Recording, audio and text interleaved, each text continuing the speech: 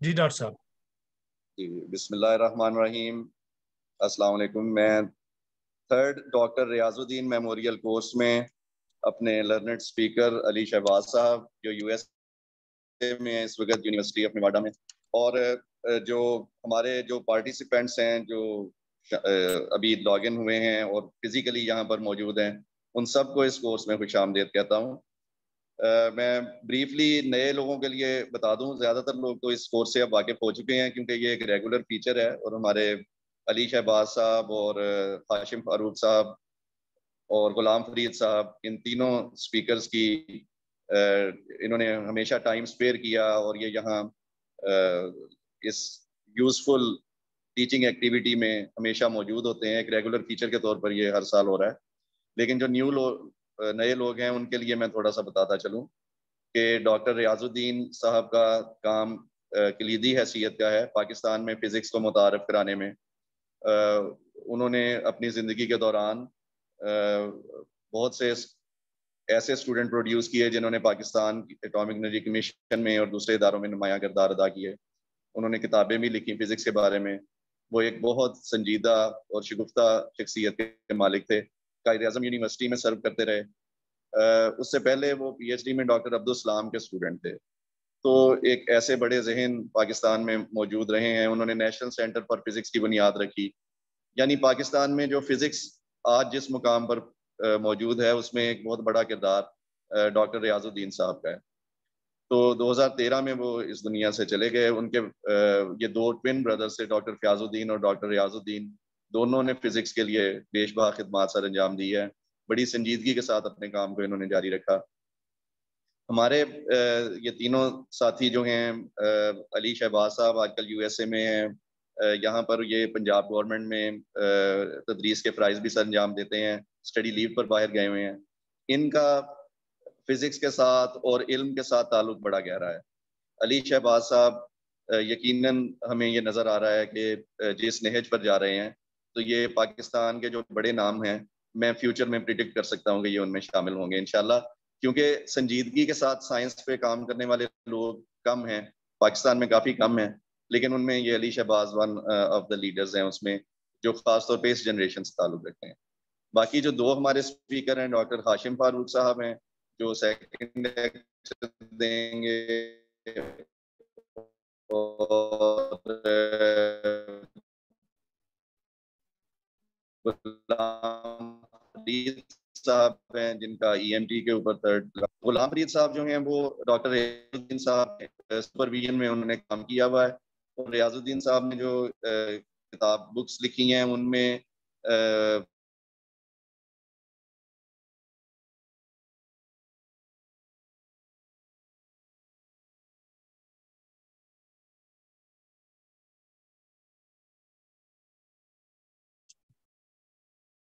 Alright, जैसा कि doctor साहब ने इंट्रोड्यूस करवा दिया है, मेरा नाम अली शहबाज है और मैं पीएचडी का स्टूडेंट हूँ यहाँ पे यूएसए के अंदर। और जो लोग पहले और दूसरे रियाजुद्दीन स्कूल में थे वो शायद जानते हैं। अ, मेरा ज़रा टीचिंग मेथड थोड़ा सा ट्रेडिशन से हटके होता है। मेरा जो फोकस होता है वो कंसेप्चुअल अंडरस्टैंडिंग होता है चीज़ों की। क्योंकि मेरा ये मानना है कि जो मैथमेटिक्स है या जो प्रॉब्लम सॉल्विंग वगैरह की चीज़ें होती हैं उनकी प्रैक्टिस एक बीएस या एमएस का स्टूडेंट जो है वो बहुत ज़्यादा कर चुका होता है। असाइनमेंट्स की भरमार लगी होती है और स्टूडेंट बेचारे जो है वो हर सेमेस्टर में रो रहे होते हैं कि इतने सवाल करने पड़ गए। तो वो मैथमेटिक्स की जो प्रैक्टिस है ना वो स्टूडेंट्स को अक्सर जो फिजिकल इंसाइट होती है उससे दूर कर देती है। तो मेरी हमेशा से कोशिश यही रही है कि, और मेरा ये मानना है कि किताबों के हवाले से भी, कि अब इंटरनेट की दुनिया में इतना कुछ जो है वो आ चुका है, नोट्स और किताबें और वीडियोस के, अब किसी से आपको पूछने की जरूरत नहीं है कि यार ये क्या चीज़ होती है। आप गूगल पे जाते हैं और वहां जाके आप बआसानी जो चीज़ आपको चाहिए होती है आप वो कर लेते हैं, ढूंढ लेते हैं। तो अब जो कमी रह गई है ना वो ये है कि अ, अच्छा, कुछ लोगों को आवाज़ शायद ठीक नहीं आ रही। मेरे एंड पे तो ठीक है, आप देखें। अगर आवाज़ का मसला तो फिर मुझे बता दें, मैं ओके, आवाज क्लियर है, चलें ठीक है। अब all right, all right, thank you. तो मेरा फोकस जो है ना वो अभी भी इस स्कूल में भी यही है, क्योंकि ये रिफ्रेशर स्कूल है और मैं नहीं चाहता कि सवालों की भरमार जो है ना न्यूमेरिकल्स की करके हम जो है वो परेशान हो जाएं, और जो पते की बात बीच में चल रही होती है वो हमें जो है वो समझ ना आए। तो इसलिए मेरा जो स्टाइल है टीचिंग का वो थोड़ा सा डिफरेंट होगा। और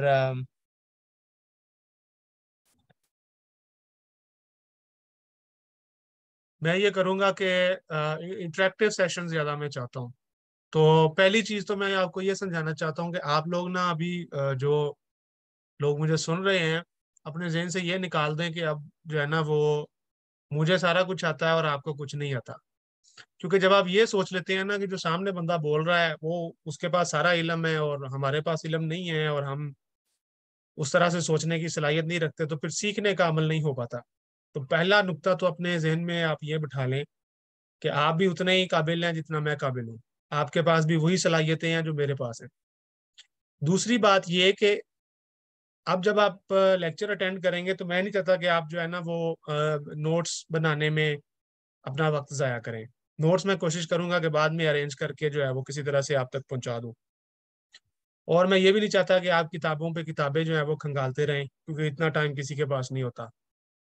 लेकिन एक चीज़ है जो मैं आप लोगों से डिमांड करूंगा, और वो हर लेक्चर में मैं बहुत ज़्यादा आप लोगों से डिमांड करूंगा, और आप लोगों की ईमानदारी इसी में होगी कि आप वो एक चीज़ जो मुझे चाहिए वो आप मुझे दें।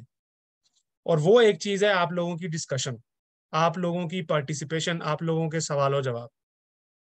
मैं चाहता हूं कि जहां पे जिस जगह पे कोई नुक्ता आपको समझ नहीं आता आप मुझसे सवाल करें। और ये ना सोचेंगे जी जो लोग आपके दोस्त यार जो हैं वो आपके साथ लेक्चर सुन रहे हैं वो क्या कहेंगे। जो लोग तो क्लास में सवाल पूछने से शर्मिंदा होते हैं और वो जूम के ऊपर या फेसबुक पे सुन रहे हैं, उनके लिए आसानी है कि कोई उन्हें देख नहीं रहा, जज नहीं कर रहा।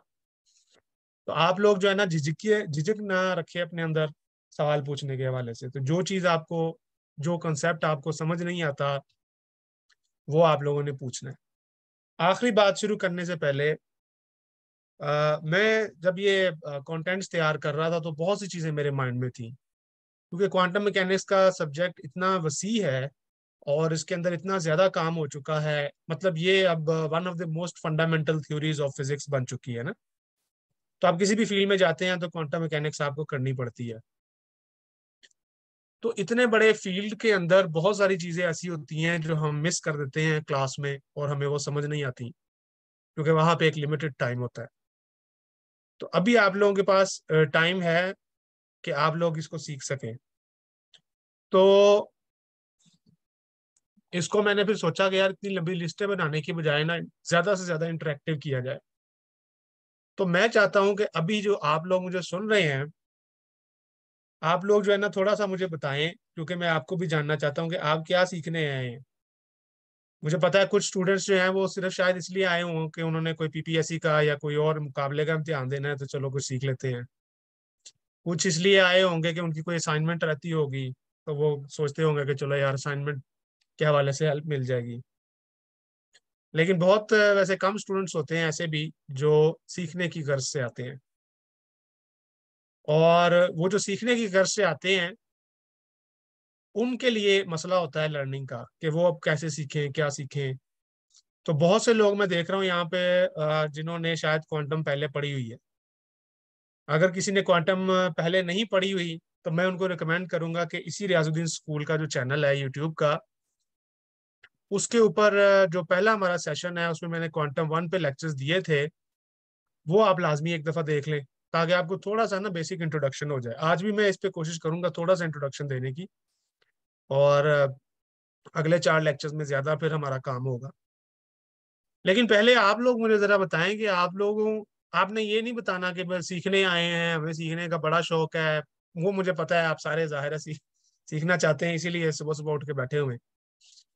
तो मुझे आप ये बताएं, क्वांटम मैकेनिक्स के हवाले से आपके माइंड में क्या सवाल है, क्या ऐसी चीज़ है जो आपको क्वांटम मैकेनिक्स में तंग करती है और आपको समझ नहीं आती उसकी।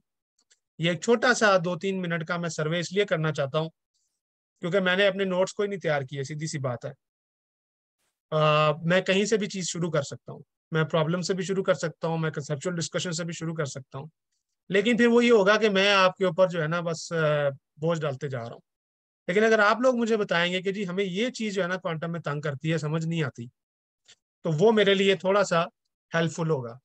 तो मैंने इसके लिए कागज भी अपने पास रखे हुए हैं ताकि स्टूडेंट जब मुझे रिप्लाई करें तो मैं उनका रिस्पॉन्स नोट करूं, और मैं फिर उसके मुताबिक जो है ना कल से ज्यादा उन चीजों को फोकस करूंगा। अच्छा, तो आप लोग जो है ना मुझे जरा थोड़ी सी शफकत फरमाएं, जो फेसबुक पे हैं वो भी और जो लोग सुन रहे हैं वो भी, ताकि हम ना इसको जरा एक फ्रेंडली डिस्कशन बना सकें। वो जो है ना सूखा सूखा लेक्चर ना लगे। तो आप लोगों के रिस्पॉन्स में नोट करता जाऊंगा। थोड़ा सा आपने जो है ना सब्र से काम लेना है और मुझे ये नोट करने देना है।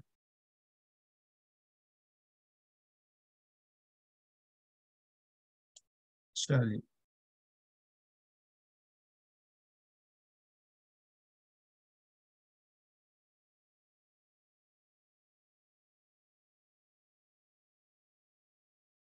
हम्म।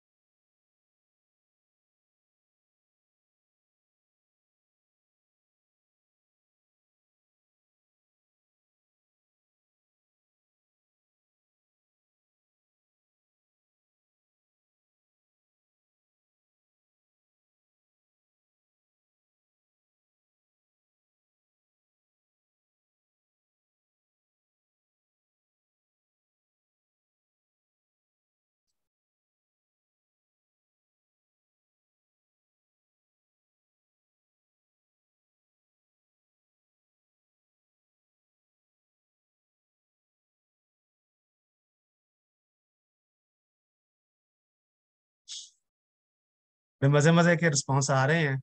अच्छा लग रहा है कि आप लोग इंटरेक्ट कर रहे हैं।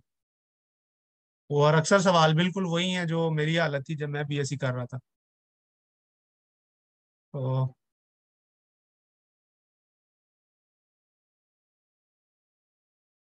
इंटरेस्टिंग।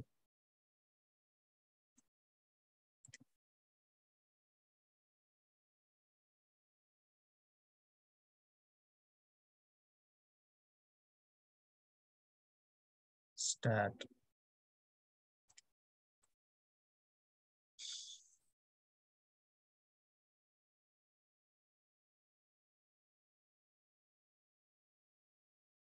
मिसबा मजीद, लाइट कौन तो रिलेटिविटी का टॉपिक है।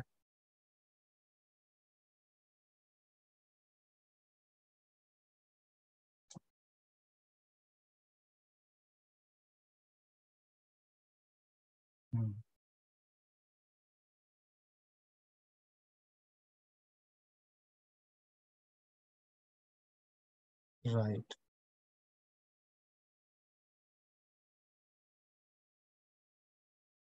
मुक़द्दस साहब का सवाल है, क्वांटम मैकेनिक्स में डायग्राम की हेल्प से जो रिलेशन ड्राइव करते हैं, काइंडली आप मुझे स्पेसिफाई कर दें। अ, कौन सी डायग्राम से रिलेशन डिराइव करते हैं।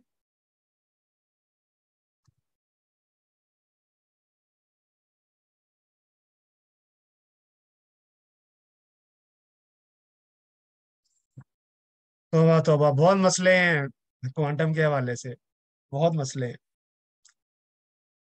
अच्छा। हम्म।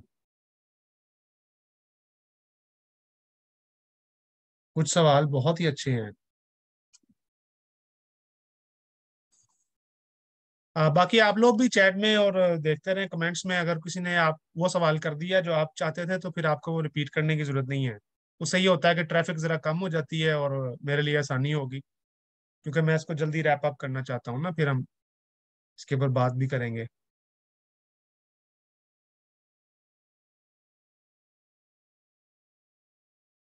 हम्म।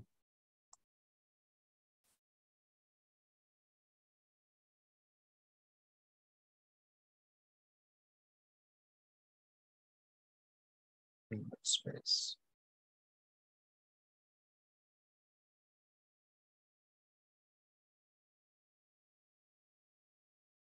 स्केल।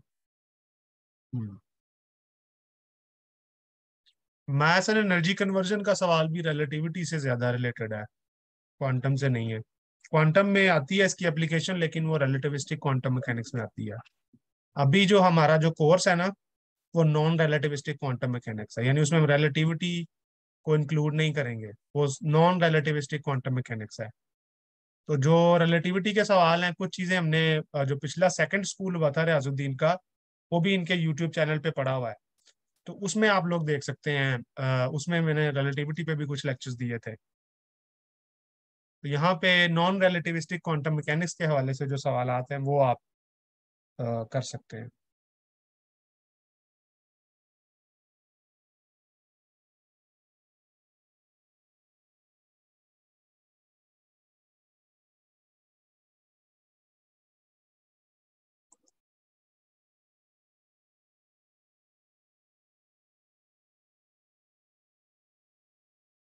अच्छा जी।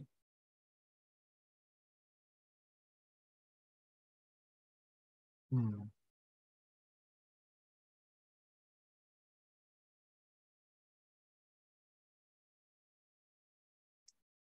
Material science.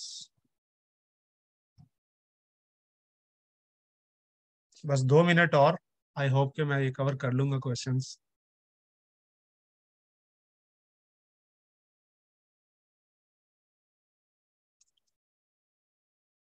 हम्म।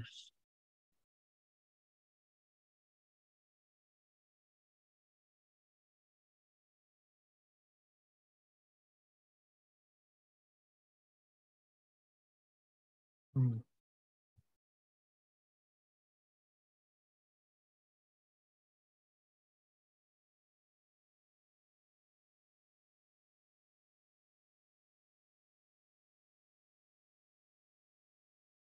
अ, कुछ सवालात जो है ना, वो क्वांटम मैकेनिक्स की जो आगे एप्लीकेशन होती है डिफरेंट सब्जेक्ट्स में, उसके रिलेटेड है। तो ये भी मेरा ख्याल है इन 500 दिनों में तो मुश्किल है मेरे लिए करना। मतलब कुछ लोग मटेरियल साइंस का और रमन इफेक्ट और इस तरह की चीजें, या बेल स्टेट्स, इंटेंगलमेंट, इनकी बात कर रहे हैं, तो वो उसके लिए तो अब अलहदा कोर्सेज आ चुके हैं ना, मतलब मटेरियल साइंस में, सॉलिड स्टेट फिजिक्स में, या क्वांटम इंफॉर्मेशन में। तो उनको शायद मैं टच नहीं कर पाऊंगा। तो मेरी कोशिश ज्यादा जो है ना, वो फाउंडेशंस ऑफ क्वांटम मैकेनिक्स पे रहेगी। लेकिन हम डिस्कस कर लेंगे अगर थोड़ा सा टाइम मिला, तो इन ये जो इंटरेस्टिंग आइडियाज हैं एंटेंगलमेंट के, बेल स्टेट्स के, इनको भी डिस्कस कर लेंगे।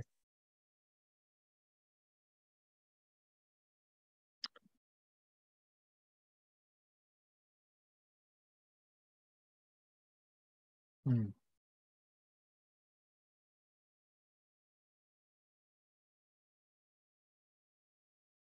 ओके। मेरा ख्याल है मोस्ट क्वेश्चंस जो हैं वो सिमिलर ही हैं। और ऑर्गेनाइजर से भी मेरी गुजारिश है कि जिस वक्त लेक्चर स्टार्ट हो जाएगा, तो मैं ज़्यादा फोकस नहीं कर पाऊंगा चैट पे और फेसबुक पे। तो आप लोग जो है वो, अगर देखेंगे कोई नया सवाल है जो पहले इन सवालों में शामिल नहीं है, तो वो मुझे साथ बताते रहें, ताकि उसको भी साथ साथ डिस्कस कर लें। और एक बात मैं रिक्वेस्ट करूंगा कि जिस वक्त लेक्चर में स्टार्ट कर लूं, तो अभी मैंने आपके क्वेश्चंस ले लिए हैं और मुझे समझ आ रही है कि बहुत से मसाइल मसाइल हैं लोगों के। लेकिन ये कि जिस वक्त लेक्चर हो रहा हो, तो प्लीज कोशिश करें कि लेक्चर के अंदर जो मटेरियल कवर किया जा रहा है उसी में से सवाल करें। क्योंकि जब लेक्चरर लेक्चर दे रहा होता है ना, तो कुछ चीजें उसने ऑर्गेनाइज की होती हैं अपने माइंड में। तो हो सकता है जो सवाल आपके माइंड में हो, वो कल हम उसके ऊपर ज्यादा डिस्कशन करना चाह रहे हो। तो सम टाइम इस तरह से हो जाता है कि चीजें रह जाती हैं। सो कोशिश करेंगे कि मैक्सिमम क्वेश्चन लें, लेकिन वो क्वेश्चंस जो हैं वो रेलेवेंट हों।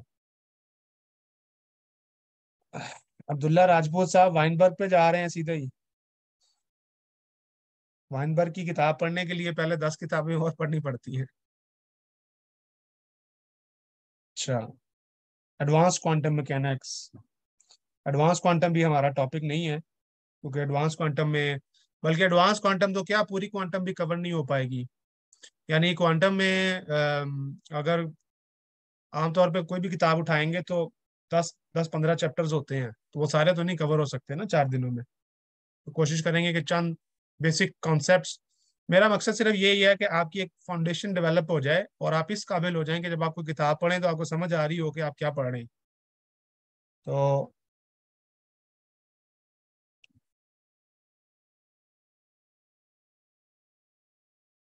ठीक है जी, मेरा ख्याल है अब हम इसको स्टार्ट कर लेते हैं।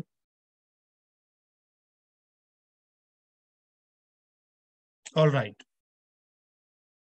तो काफी क्वेश्चंस आ गए हैं। मैंने कुछ बहुत से क्वेश्चंस रिपीट हो रहे थे, तो इन क्वेश्चंस को मैंने अरेंज कर लिया है। और मैं कोशिश करूंगा कि अगले 5 दिनों में जब भी हमें टाइम मिले तो इन सब से आहिस्ता आहिस्ता गुजरा जाए और हम इसको समझ सकें। हिस्ट्री ऑफ फिलोसफी जो है ना, वो पहला लेक्चर जो पहले रियाजुद्दीन स्कूल में हुआ था, आप उसको देखें। उसका पहला और आखिरी लेक्चर जो है वो फिलोसफी ऑफ क्वांटम मैकेनिक्स पे था। तो जितने भी पार्टिसिपेंट्स हैं उनके लिए बहुत हेल्प हो जाएगी, क्योंकि बहुत सी चीज़ें जो आप लोगों ने पूछी हैं वो फर्स्ट रियाजुद्दीन स्कूल के अंदर जो हमारे 5 लेक्चर हुए थे क्वांटम पे, उसमें हमने कवर कर ली हुई है। उसके अंदर इसके ऊपर काफ़ी डिस्कशन जो है वो हो चुकी हुई है। तो अगर आप लोग उसको साथ साथ फॉलो करते रहें तो मुझे पूरा यकीन है कि आपके बहुत से सवालों के जवाब उसके अंदर मिल जाएंगे आपको। क्योंकि वो जो सेशन था, आप ये अंदाजा कर लें कि वो 5 दिनों में मैं सिर्फ एक चैप्टर जो है, जेटली का जो एक चैप्टर है, सिर्फ उसको कवर कर सका था। तो उसके अंदर इतनी ज्यादा डिस्कशन जो है वो इन तमाम चीजों पे और फिलोसफीज पे हो चुकी है। तो उनको मैं जो है वो दोबारा रिपीट नहीं करूंगा। अभी जो मेरा फोकस होगा वो ज्यादा प्रैक्टिकल ओरिएंटेड भी होगा, ताकि हम थोड़ा सा प्रॉब्लम प्रॉब्लम सॉल्विंग को भी सीख सकें और ये देख सकेंगे वो रिलेट कैसे करते हैं डेली लाइफ के अंदर। लेकिन डेली लाइफ में भी आप तभी अप्लाई करेंगे अगर आपको वो चीज़ आती है। अगर आपको प्रॉब्लम तभी आप सॉल्व करेंगे ना नया, जब आप आपकी कंसेप्चुअल अंडरस्टैंडिंग होगी। तो अगर एक बात की समझ ही नहीं आई तो आप उसकी बुनियाद पे प्रॉब्लम कैसे कर सकते हैं। पर्टर्बेशन थ्योरी भी मैं नहीं कर पाऊंगा, क्योंकि पर्टर्बेशन थ्योरी भी थोड़ा सा आखिरी किताबों के आखिर पे जो अप्रोक्सीमेशन मेथड्स होते हैं उसमें आती है। लेकिन उसको मैं टच नहीं करूंगा। बाकी जो लोग लेक्चर्स का पूछ रहे हैं, तो इसी ग्रुप के अंदर यूट्यूब का लिंक है जो रियाजुद्दीन साहब का है। और जो ऑर्गेनाइजर्स हैं वो मेरे ख्याल शेयर भी कर देंगे फेसबुक के पेज पे, तो आप लोग वहां से उसको देख लीजिएगा।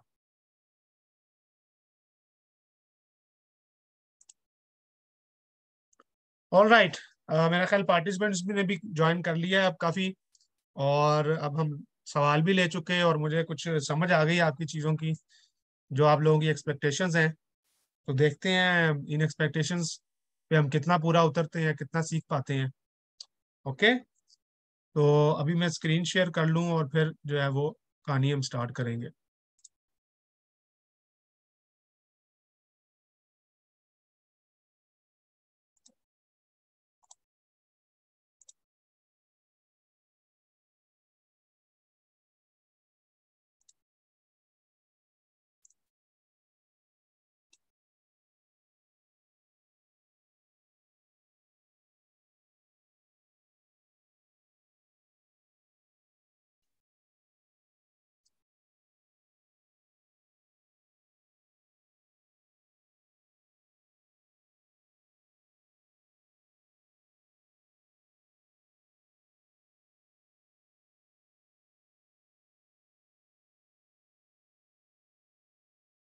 मेरे पास अभी भी कुछ रिक्वेस्ट्स आ रही हैं एक्सेप्ट करने की, तो वो एडमिन करते रहेंगे साथ साथ।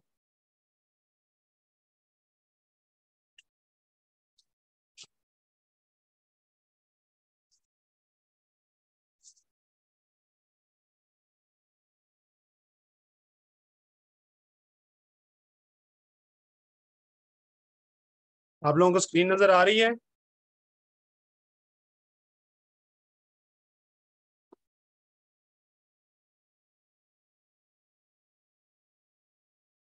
चलें ठीक है, ये मैंने एक टेंटेटिव सी आउटलाइन बनाई थी।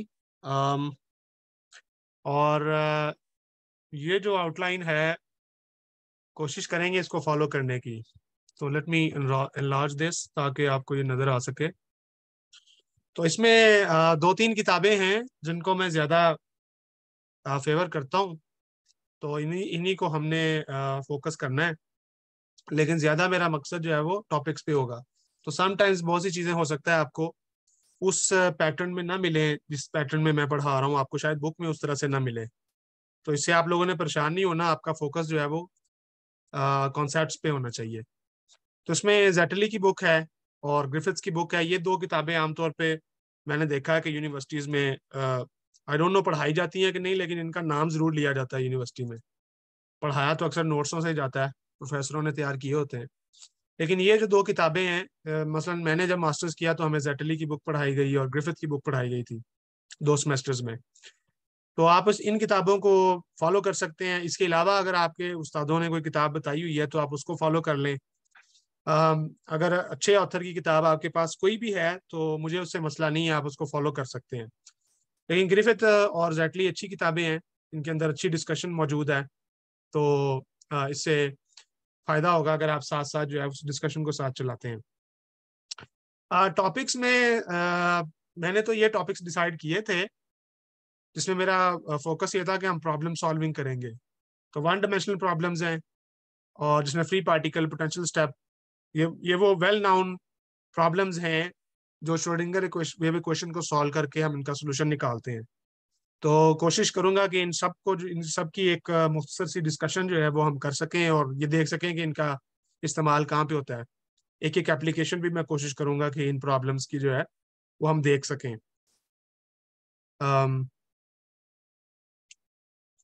उसके बाद कुछ 3 डायमेंशनल प्रॉब्लम्स हैं, इनको भी देखेंगे। ये बेसिकली एक्सटेंशन ही है 2 डायमेंशनल प्रॉब्लम्स की। आखिर पे हाइड्रोजन एटम है, क्योंकि कुछ स्टूडेंट्स के हाइड्रोजन एटम और इलेक्ट्रॉनिक ऑर्बिट्स के हवाले से भी सवाल थे, तो इनको भी मैं कोशिश करूंगा कि हम कवर कर सकें। अच्छा, डॉक्टर यासर साहब ने इस दफ़ा बात की थी कि मैटलैब के हवाले से भी कुछ स्टूडेंट्स जो हैं वो काम करते हैं तो उन्हें मुश्किल आती है। तो मुझे नहीं पता कि मेरे पास इतना टाइम होगा, लेकिन मैं कोशिश करूंगा कि कुछ आपको बता सकूं कि जब आप श्रोडिंगर इक्वेशन को सॉल्व करते हैं मैटलैब पे न्यूमेरिकली तो वो किस तरह करते हैं, उसकी भी एक दो मिसालें जो है वो देख सकें। तो ये एक टेंटेटिव सा जो है मेरे पास आउटलाइन है। लाजमी नहीं है कि हम इसको फॉलो करें, डिपेंड करता है जैसे जैसे आप लोग सीखेंगे और आप लोगों के कॉन्सेप्ट सामने आएंगे तो वैसे वैसे इनको हम चेंज भी करते रहेंगे। ठीक है। अच्छा, अब आगे स्टार्ट करने से पहले कुछ बुनियादी चीजें जो पिछली दफा हमने की थी और मैं समझता हूँ कि उनकी वो फाउंडेशन जो है वो आपकी मजबूत होनी चाहिए, उनको मैं जो है वो पहले करना चाहता हूँ। तो इसमें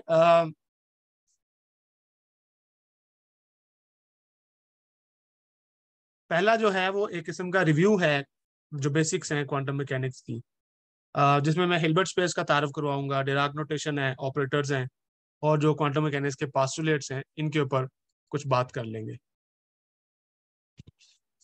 तो सबसे पहले जो चीज जिसको मैं समझता हूँ कि क्वांटम मैकेनिक्स की जान कहना चाहिए मैथमेटिक्स के हवाले से, वो है लिनियरिटी। क्योंकि लिनियरिटी के बगैर जो है इसका कोई मैथमेटिकल फाउंडेशन नहीं बनती। तो लास्ट टाइम मैंने आपको ये बताया था कि quantum mechanics basically Hilbert space के अंदर की जाती है। क्वांटम मैकेनिक्स का ग्रुप अगर कहा जाए तो वो हिल्बर्ट स्पेस में बनता है और उसमें जो मेन कॉन्सेप्ट है वो लिनियरिटी का है।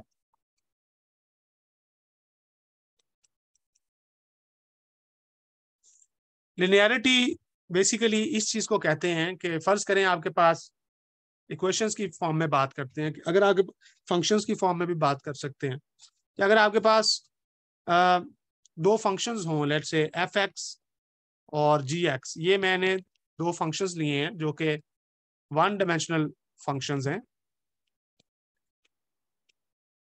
या फिर आप वेक्टर्स ले सकते हैं। तो लेट्स से एक वेक्टर ए है और एक वेक्टर बी है, तो दीज आर वेक्टर्स। ये सारे मैथमेटिकल ऑब्जेक्ट्स हैं, आपने इनके नाम सुने होंगे। या फिर आपने मैट्रिसेस को सुना होगा। तो फर्ज करें आपके पास एक मैट्रिक्स है, लेट्स से ए मैट्रिक्स, और एक और मैट्रिक्स है बी मैट्रिक्स। ठीक है, तो ये भी एक ऑब्जेक्ट है। तो ये जो सारे ऑब्जेक्ट्स हैं, इनकी ये कॉमन प्रॉपर्टी है जिसको हम बोलते हैं कि ये लीनियर स्पेसेस हैं। These are objects of linear spaces.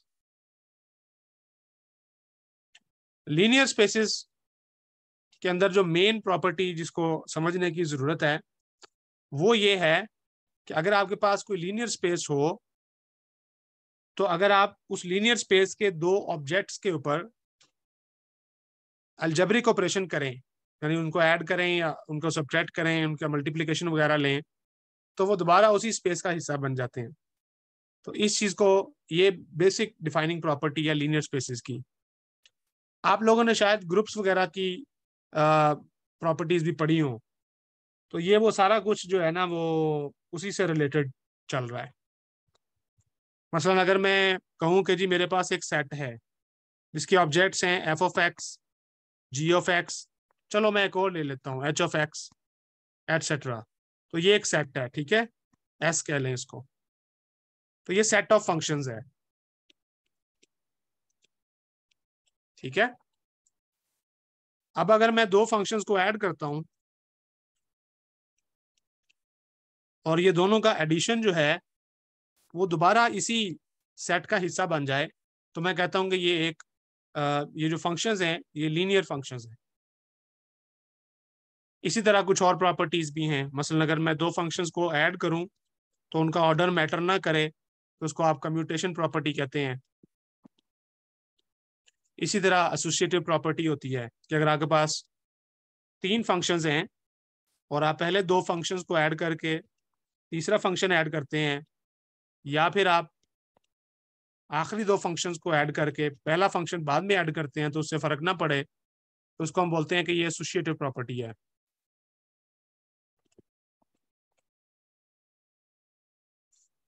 ठीक है, फिर इसके बाद आप कुछ और प्रॉपर्टीज जो हैं वो डिफाइन कर सकते हैं। मिसाल के तौर पे आइडेंटिटी आप डिफाइन कर सकते हैं। सेट का हिस्सा जो है, मतलब इसी सेट में अगर मैं एक और आई डाल दूं जो कि आइडेंटिटी को शो करता है, तो इसका मतलब ये होगा कि अगर मैं किसी भी फंक्शन में आइडेंटिटी को ऐड करूंगा, चाहे लेफ्ट से ऐड करूं चाहे राइट से ऐड करूं, तो उससे कोई फर्क नहीं पड़ता। तो इसको हम बोलते हैं आइडेंटिटी ऑपरेशन। ठीक है, तो ये भी सेट का हिस्सा होता है। इसी तरह से मैं एक नल फंक्शन जो है, इसको आमतौर पे इस तरह से ज़ाहिर किया जाता है, बल्कि एक टेढ़ी लाइन डाली होती है, तो ये नल फंक्शन है।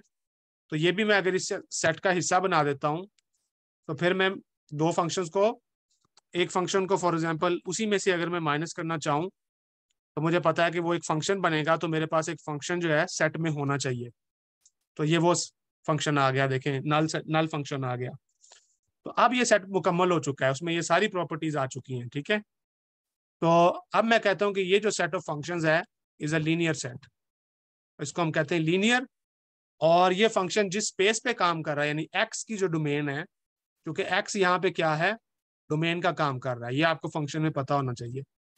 तो एक्स की जितनी भी डोमेन होगी, वो चाहे मिसाल के तौर पे अगर माइनस इन्फिनिटी से इन्फिनिटी की मैं डोमेन ले लेता हूँ, तो मैं कहूंगा कि ये सेट ऑफ फंक्शंस एक लीनियर सेट है और इसकी डोमेन जो है माइनस इन्फिनिटी टू इन्फिनिटी है। सो ये माइनस इन्फिनिटी टू इन्फिनिटी एक लीनियर स्पेस है कि ये सारे फंक्शन जो मैंने यहाँ पे डिफाइन किए हैं, ये माइनस इन्फिनिटी टू इन्फिनिटी पे डिफाइन हो जाते हैं।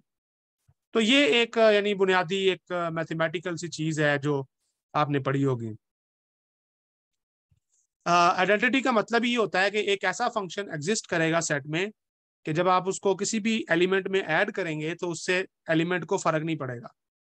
और ये बात सिर्फ मैंने फंक्शन के लिए की है, आप ये तीनों चीजें जो ऊपर लिखी हुई है ना, सब में ये अप्लाई होती है। वेक्टर्स में भी ऐसे ही होता है। मतलब इसी की जगह पे ये जो मैंने फंक्शन का सेट बनाया है, इसकी जगह पे आप वेक्टर्स का सेट लिख लें, या फिर आप जो है वो मैट्रिसेस का सेट लिख लें, वगैरह वगैरह। तो ये सारे फॉलो करते हैं इसको। ठीक है, ये लिनियरिटी है। अच्छा, एक जो इंपॉर्टेंट चीज लिनियरिटी के अंदर और है, वो मैं जिक्र उसका सिर्फ करना चाहता हूँ। वो ये है कि अगर मेरे पास फर्ज करें कोई इक्वेशन है, डिफरेंशियल इक्वेशन है, और आपको पता है हम फिजिक्स में जितनी भी हमारी फिजिक्स होती है वो डिफरेंशियल इक्वेशंस या इंटीग्रल्स के साथ होती है, कैलकुलस के साथ होती है। तो अगर आपके पास एक डिफरेंशियल इक्वेशन है, ये ओडीई हो सकती है, ये पीडीई हो सकती है, पार्शियल डिफरेंशियल इक्वेशन हो सकती है, और ये डिफरेंशियल इक्वेशन हो सकती है, वगैरह वगैरह। तो अगर आपके पास एक डिफरेंशियल इक्वेशन है और उस इक्वेशन को मैं इस तरह से लिख पाता हूँ, L Y X equal to 0। मिसाल के तौर पे मैं मिसाल देता हूँ, अगर मेरे पास एक इक्वेशन लिखी हुई है D Y by D X minus 2y is equal to, और लेट से वाई स्क्वायर, कुछ भी आप कर लें, इक्वल टू 0। तो जो डी बाई डी एक्स, बल्कि वाई रहने दे इसको, D by D X minus 2 और साथ वाई इक्वल टू 0 आएगा। तो आप देखें कि मैं इस चीज को एक ऑपरेटर के तौर पर लिख सकता हूँ, एल वाई इक्वल टू 0। तो ये बन जाती है लीनियर डिफरेंशियल इक्वेशन। अगर आप किसी डिफरेंशियल इक्वेशन को इस तरह लिख पाते हैं तो इसका मतलब होता है कि वो एक ऑपरेटर फॉर्म के अंदर डिफरेंशियल इक्वेशन लिखी है, जिसमें ये एल जो है ये क्या है, लीनियर ऑपरेटर है। मतलब ये कि ये ऑपरेटर जो है ये वो तमाम प्रॉपर्टीज को फॉलो करता है जो प्रॉपर्टीज एक लीनियर स्पेस में पाई जाती हैं, जो हमने ऊपर डिस्कस की हैं। तो ये लीनियर ऑपरेटर कहलाएगा अगर ये ऑपरेटर उन तमाम प्रॉपर्टीज को फॉलो करता है। ठीक है, तो ये एक इंपॉर्टेंट चीज है। फिर ये कि अगर मेरे पास ये लीनियर डिफरेंशियल इक्वेशन है, लेट्स से I have a linear differential equation, तो कोई भी मिसाल ले सकते हैं आप। हिल्बर्ट स्पेस को भी हम डिस्कस करते हैं।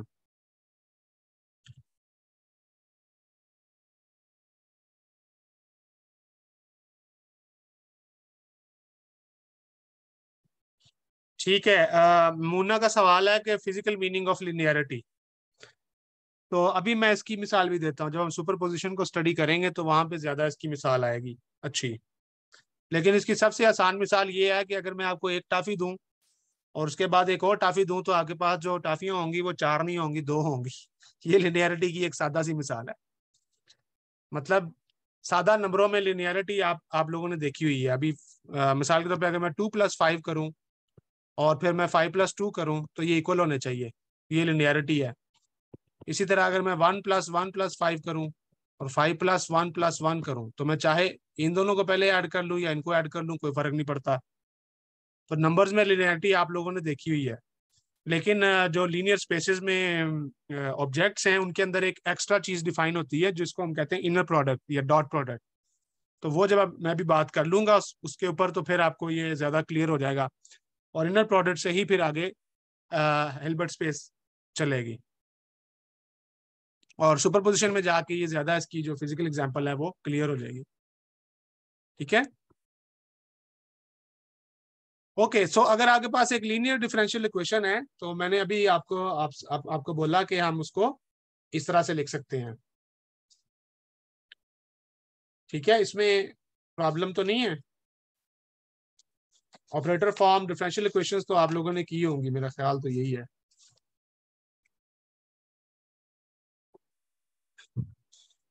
तो कहने का मकसद ये है कि मेरे पास अगर एक डिफरेंशियल इक्वेशन है, let's say D N Y over D X N, ये मैं एक nth ऑर्डर डिफरेंशियल इक्वेशन लिख रहा हूँ, और प्लस फर्ज करेंगे इसके साथ कोई कोएफिशिएंट आ रहा है A1, बल्कि AN यहाँ पे लिखते हैं, फिर AN-1, n-1 dy by D X n-1 plus so on, plus let's say A1 dy bye, ये मैंने एक बहुत ही जनरल फॉर्म लिखी है डिफरेंशियल इक्वेशन की जी। तो ये जरा nth ऑर्डर डिफरेंशियल इक्वेशन है, इसलिए शायद आपको नामानूस लग रही हो। तो ये basically nth order ordinary differential equation मैंने लिखी है। अब आपको ये पता है कि अगर आपके पास एक nth ऑर्डर डिफरेंशियल इक्वेशन हो तो उसके कितने सोल्यूशन होते हैं। ये आप लोग जरा मुझे बताएं, अगर एक nth ऑर्डर डिफरेंशियल इक्वेशन है तो कितने सोल्यूशन होंगे? मिसाल के तौर पे अगर सेकंड ऑर्डर डिफरेंशियल इक्वेशन है तो कितने सोल्यूशन होंगे? बिल्कुल, सेकंड ऑर्डर में 2 होंगे, थर्ड ऑर्डर में 3 होंगे एंड सो ऑन। तो nth ऑर्डर में n सॉल्यूशंस होंगे। सो दिस इक्वेशन हैज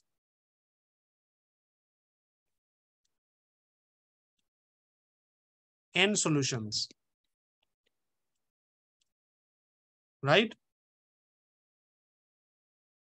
तो इन n सॉल्यूशंस को मैं late say y n x लिख देता हूं। अगर n मेरे पास 2 होगा तो ये 2 सॉल्यूशन बनाएंगे, और अगर n 3 होगा तो 3 सॉल्यूशन बनाएंगे एंड सो ऑन। तो लिनियरिटी का मतलब अब क्या होता है वो मैं अब बताने लगा हूं। लिनियरिटी ये कहती है कि इस इक्वेशन के जितने भी सॉल्यूशंस है ना, वो सारे सॉल्यूशंस का अगर मैं एक लीनियर कॉम्बिनेशन ले लूं तो वो भी एक सॉल्यूशन होगा। और किसी भी फंक्शन को अगर ये सॉल्यूशंस जो है बेसिस के तौर पे काम करते हैं तो किसी भी फंक्शन को इनकी फॉर्म में लिखा जा सकता है। ठीक है? So if we have n linearly independent, बल्कि नहीं, इससे पहले भी मैं एक और बात करता हूँ, ये अगली बात है। इससे पहले एक बात करते हैं इनको। फर्ज करें, चलो सेकंड ऑर्डर की मिसाल लेते हैं, a2, और मैं इसको जरा शॉर्ट फॉर्म में लिखूंगा y prime double prime x plus let say y prime x plus let say a2 a not y equal to 0। अब ये चूंकि सेकंड ऑर्डर डिफरेंशियल इक्वेशन है तो इसके दो सोल्यूशन होंगे, y1x और y2x, ये इसके सोल्यूशंस होंगे। ठीक है, ये मैं जनरल बात कर रहा हूं। तो अगर मैं इनका लीनियर कॉम्बिनेशन बना लूं y1x और y2x का, तो उससे मुझे एक नया y ऑफ x मिल जाएगा। तो ये जो नया y ऑफ x है ये भी क्या होगा? सोल्यूशन होगा। तो एक डिफरेंशियल इक्वेशन के, यहाँ पे मैं ऑर्डिनरी डिफरेंशियल इक्वेशन ले रहा हूँ लेकिन ये पार्शियल डिफरेंशियल इक्वेशन पे भी बात चल लगती है। एक लीनियर डिफरेंशियल इक्वेशन के जो सॉल्यूशंस होते हैं उनका लीनियर कॉम्बिनेशन लेके आप नया सॉल्यूशन बना सकते हो। इसी तरह अगर मैं इन सॉल्यूशंस को मल्टीप्लाई कर दूं, लेट से मैं एक सॉल्यूशन अल्फा 1 से मल्टीप्लाई करता हूं और एक में बीटा को y2 से मल्टीप्लाई करता हूं, और फिर मैं इनको ऐड करता हूं alpha y1x plus beta y2x, तो ये भी जो है ये डिफरेंशियल इक्वेशन का सॉल्यूशन होगा। अब अल्फा और बीटा की वैल्यू रैंडम है, मैं कोई भी वैल्यू चूज कर सकता हूं। तो इस तरह मैं डिफरेंट वैल्यूज चूज करता जाऊंगा और उससे मुझे जो है वो सोल्यूशन मिलते जाएंगे। तो ये बुनियादी आइडिया है लीनियर डिफरेंशियल इक्वेशन का। ये मैं इसलिए अर्ज कर रहा हूँ क्योंकि ये हमने अभी इस्तेमाल करनी है ये चीज जब हम जाएंगे श्रोडिंगर इक्वेशन की तरफ, क्योंकि वो भी एक डिफरेंशियल इक्वेशन है और लीनियर है। अच्छा, उसके बाद लिनियरिटी की एक और प्रॉपर्टी है, वो ये कि अगर कुछ, बल्कि मुझे यहाँ पे डिफाइन करना चाहिए, बेसिस रखती है। हर लीनियर स्पेस में एक बेसिस होती है। बेसिस बेसिकली वो कम से कम एलिमेंट्स होते हैं किसी भी स्पेस के जिससे आप उस पूरी स्पेस को कवर कर सको। इसकी मैं एक मिसाल देता हूं। फर्ज करेंगे मेरे पास ये एक स्क्वायर है, राइट, और मैं इस पूरे स्क्वायर को कवर करना चाहता हूं, तो मैं इसके अंदर एक यूनिट सेल बना सकता हूं। ठीक है, लेट्स से ये मैंने एक बॉक्स के अंदर एक स्क्वायर बना लिया छोटा सा। अब अगर मैं इस पूरे बॉक्स को, बड़े वाले बॉक्स को कवर करना चाहता हूं, तो मुझे बेसिकली क्या करना है? मुझे ये जो छोटा बॉक्स मैंने बनाया है इसको मैं राइट और लेफ्ट मूव करता जाऊंगा तो मैं पूरे के पूरा जो बड़ा स्क्वायर है उसको कवर कर लूंगा। ठीक है, ये बात समझ में आ गई आपको? तो ये जो छोटा सेल मैंने बनाया है, इस छोटे सेल को बोलते हैं बेसिस, और ये जो बड़ा सेल है ये है आपकी स्पेस। तो ये सादा सी एक बात है कि बेसिस और स्पेस में क्या ताल्लुक होता है। ठीक है, ये है उसकी यानी कंसेप्चुअल अंडरस्टैंडिंग कि एक स्पेस में बेसिस बेसिकली क्या काम करती है कि आप पूरी स्पेस को उस बेसिस से कवर कर सकते हो। एक और मिसाल लेते हैं, ये मिसाल आपने अक्सर देखी होगी, ये है रेक्टेंगुलर कंपोनेंट्स की। तो 3 रेक्टेंगुलर कंपोनेंट्स जो होते हैं जिनको आप अक्सर आई जे के यूनिट वेक्टर्स के साथ डिनोट करते हैं या समटाइम एक्स वाई जी भी कह लेते हैं। तो अब अगर इसको मैं बेसिस कह दूं, यानी अगर मेरी बेसिस जो है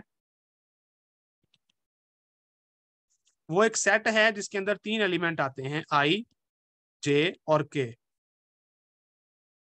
तो इस स्पेस का, ये जो स्पेस यहाँ पे आप देख रहे हैं, this all thing is a basically space. ये एक स्पेस है जिसके अंदर मैंने 3 वेक्टर्स डिफाइन किए हैं आई जे के, जिनको मैं बेसिस वेक्टर्स अब कह रहा हूं। तो अब हमारा दावा ये है कि अगर मैं कोई भी वेक्टर बनाना चाहूं इस सिमत में, इस सिमत में, इस सिमत में, किसी भी सिमत में, कहीं भी कोई भी वेक्टर अगर मैं बनाना चाहता हूं तो मैं बेसिकली वो वेक्टर इन 3 वेक्टर्स आई जे के से मिलाकर बना सकता हूं। ये बेसिक रेक्टेंगुलर कंपोनेंट्स आपने पढ़े होंगे। तो हम कहेंगे कि ये है एक कार्टेशियन स्पेस, और इस कार्टेशियन स्पेस की जो बेसिस है वो है ये यूनिट वेक्टर्स आई जे के। तो ये भी उसी तरह की एक मिसाल है कि एक स्पेस होती है तो उस पूरी स्पेस को कवर करने के लिए, वो स्पेस किसी भी चीज की हो सकती है। राइट साइड पे जो मैंने स्क्वायर वाली मिसाल दी थी वो स्पेस ऑफ स्क्वायर्स है, और यहाँ पे लेफ्ट हैंड साइड पे जो मिसाल है वो स्पेस ऑफ कार्टेशियन कोऑर्डिनेट्स है। ठीक है, तो इसी तरह से आप 3 की बजाय 4 बेसिस वाली स्पेस भी ले सकते हो, 5 बेसिस वाली स्पेस भी ले सकते हो। तो बेसिकली अगर आप बेसिस की ज्यादा डिटेल चाहते तो वो ये कहता है कि ये वो तादाद है कि इसमें इससे ज्यादा आप उस सेट में एलिमेंट नहीं ले सकते। मतलब कार्टेशियन स्पेस को कवर करने के लिए 3 ही यूनिट वेक्टर चाहिए, चौथा आपको नहीं चाहिए। तो चौथा वेक्टर जो भी आप लेंगे वो दोबारा इन बेसिस की फॉर्म में लिखा जा सकेगा। तो इस चीज को हम बोलते हैं बेसिस वेक्टर्स। ठीक है, तो ये मैं आइडिया देने की कोशिश कर रहा था। अब लिनियरिटी से इसका क्या ताल्लुक है? तो लीनियर स्पेस के अंदर जो बेसिस होती है वो बेसिकली लीनियरली इंडिपेंडेंट वेक्टर्स या लीनियरली इंडिपेंडेंट फंक्शंस होते हैं। सो बेसिस की जो तारीफ है वो ये है कि जो set of linearly independent functions कह लें, वेक्टर्स कह लें, मैट्रिसेस कह लें, जो भी है, तो उसको हम बोलते हैं कि दैट इज अ बेसिस। ठीक है, तो फर्ज करेंगे अगर वाई एन जो है वो मेरे पास बेसिस है। अब ये मैं दोबारा डिफरेंशियल इक्वेशन पे चला गया हूँ। ठीक है ना, वो ऊपर जो मैं जिक्र कर रहा था कि अगर मेरे पास एक nth ऑर्डर डिफरेंशियल इक्वेशन है तो उसके वाई एन सोल्यूशंस हो सकते हैं।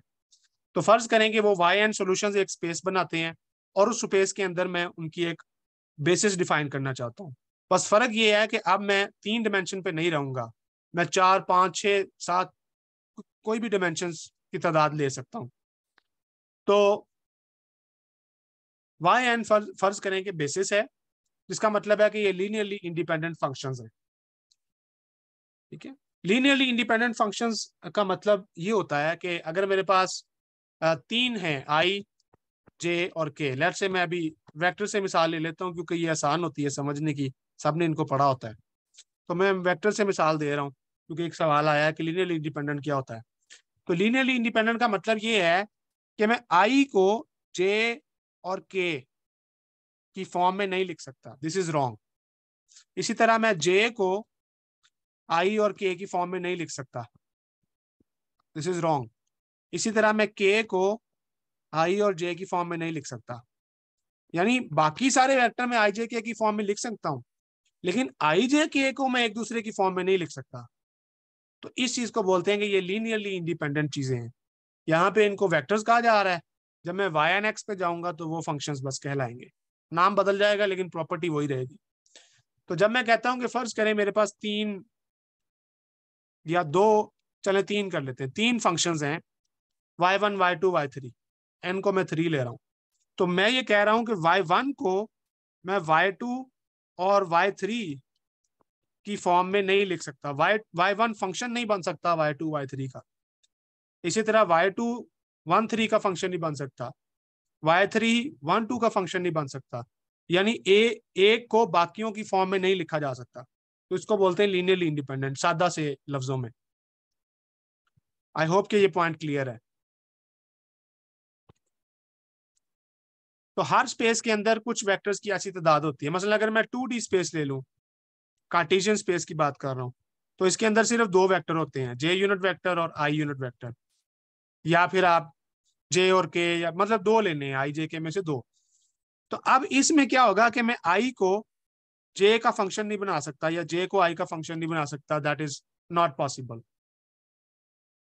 ठीक है ना। तो इस तरह से आप मुख्तलिफ डायमेंशन की स्पेस देख सकते हैं, और ये मैथमेटिशियंस बनाते रहते हैं बैठ के, तो हमें जितनी जरूरत होती है हम उतनी ले लेते हैं। टू डायमेंशन स्पेस की एक और मिसाल स्पिन बेसिस है। अगर हमें मौका मिला तो हम स्पिन, क्वांटम स्पिन पे भी बात करेंगे, तो वहां पे आप देखेंगे कि स्पिन हाफ इलेक्ट्रॉन है, तो उसकी जो स्पिन बेसिस होती है वो सिर्फ टू डायमेंशनल होती है, क्योंकि उसमें दो ही पॉसिबिलिटीज होती है।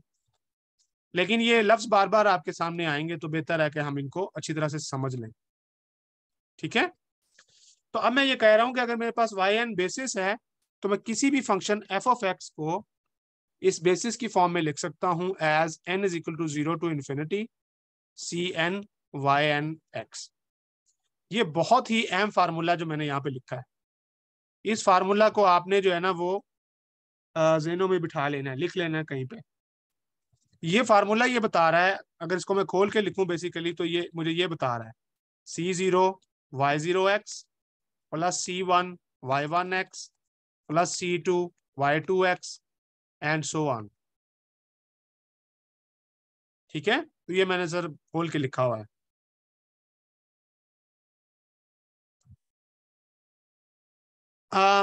अच्छा, अब इस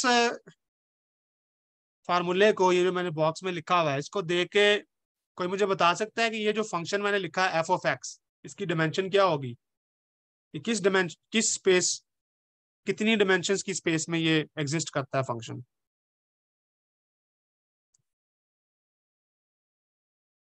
1 3 n x।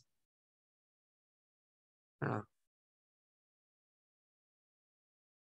कैसे पता चलेगा? पहला सवाल ये है कि पता कैसे चलेगा कि कितनी डिमेंशन है। याद रखें, डिमेंशन का मतलब है कि कितने बेसिस वेक्टर्स हैं।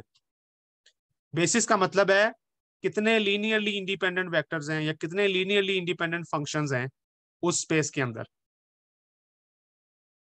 ये काइंडली वीडियो अपनी ऑफ रखें, क्योंकि वीडियो से फिर लोड पड़ता है। Summation is going to infinity because we only taking X axis. नहीं, एक्स एक्सिस से इसका नहीं है, मैं वाई एक्सिस में ले सकता हूँ। आप किसी भी एक्सिस पे, अभी तो मैं वन डायमेंशनल फंक्शंस की बात कर रहा हूँ, मतलब एक्स को सिर्फ एक एक लाइन पे ले रहा हूँ, लेकिन आप एक्स को चाहें तो थ्री डिमेंशनल वेक्टर भी ले सकते हैं, लेकिन वो फिर अगली बात है जिसमें आप फंक्शन ऑफ वेक्टर्स डिफाइन करते हैं, वो थोड़ा सा मुश्किल काम है।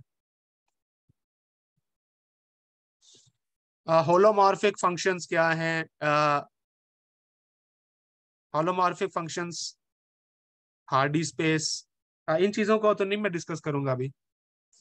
आप summation is going to infinity by seeing the vector. कैसे पता चल रहा है कि इसकी डिमेंशन क्या है? चले, आंसर ठीक है, इन्फिनिटी है, लेकिन मुझे कैसे पता चला कि ये एक इन्फिनिट डिमेंशनल स्पेस है? एक और चीज नोट करें कि ये माइनस इन्फिनिटी टू इन्फिनिटी नहीं है, मैंने इसको 0 टू इन्फिनिटी लिखा है।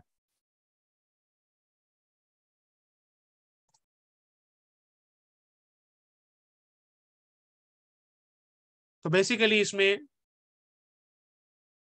इन्फिनिट बेसिस फंक्शंस हैं। बिल्कुल, ये जो लोग इन्फिनिट बेसिस फंक्शंस कह रहे हैं उनका जवाब ठीक है। क्यों?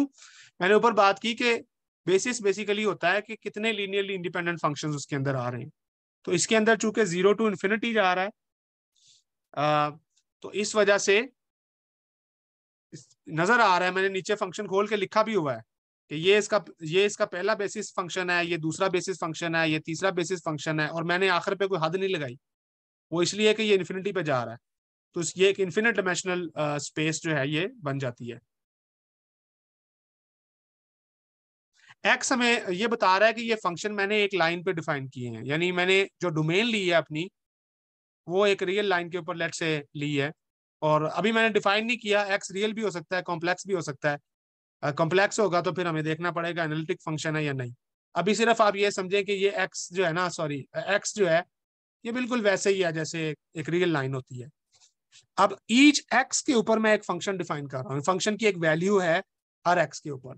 तो ऐसे ही आप ग्राफ बनाते हैं ना, अगर आप वाई एक्सिस पे एफ ऑफ एक्स को लें और एक्स एक्सिस पे लें तो हर पॉइंट के ऊपर फंक्शन को वैल्यू देगा और उसकी कोई भी फॉर्म बन जाएगी, मुझे नहीं पता क्या बनेगी, लेकिन ये एक कंटिन्यूस फंक्शन बन जाएगा। तो एक्स बेसिकली डोमेन बता रहा है इसमें।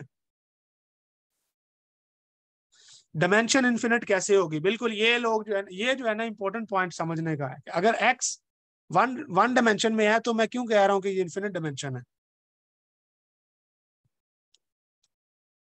इसमें समझने की बात यह है कि एक्स जो डोमेन है वो एक लाइन के ऊपर आ रही है, वो मैं 2 डायमेंशन या 3 डायमेंशन में नहीं ले रहा, वो मैं वेक्टर नहीं ले रहा।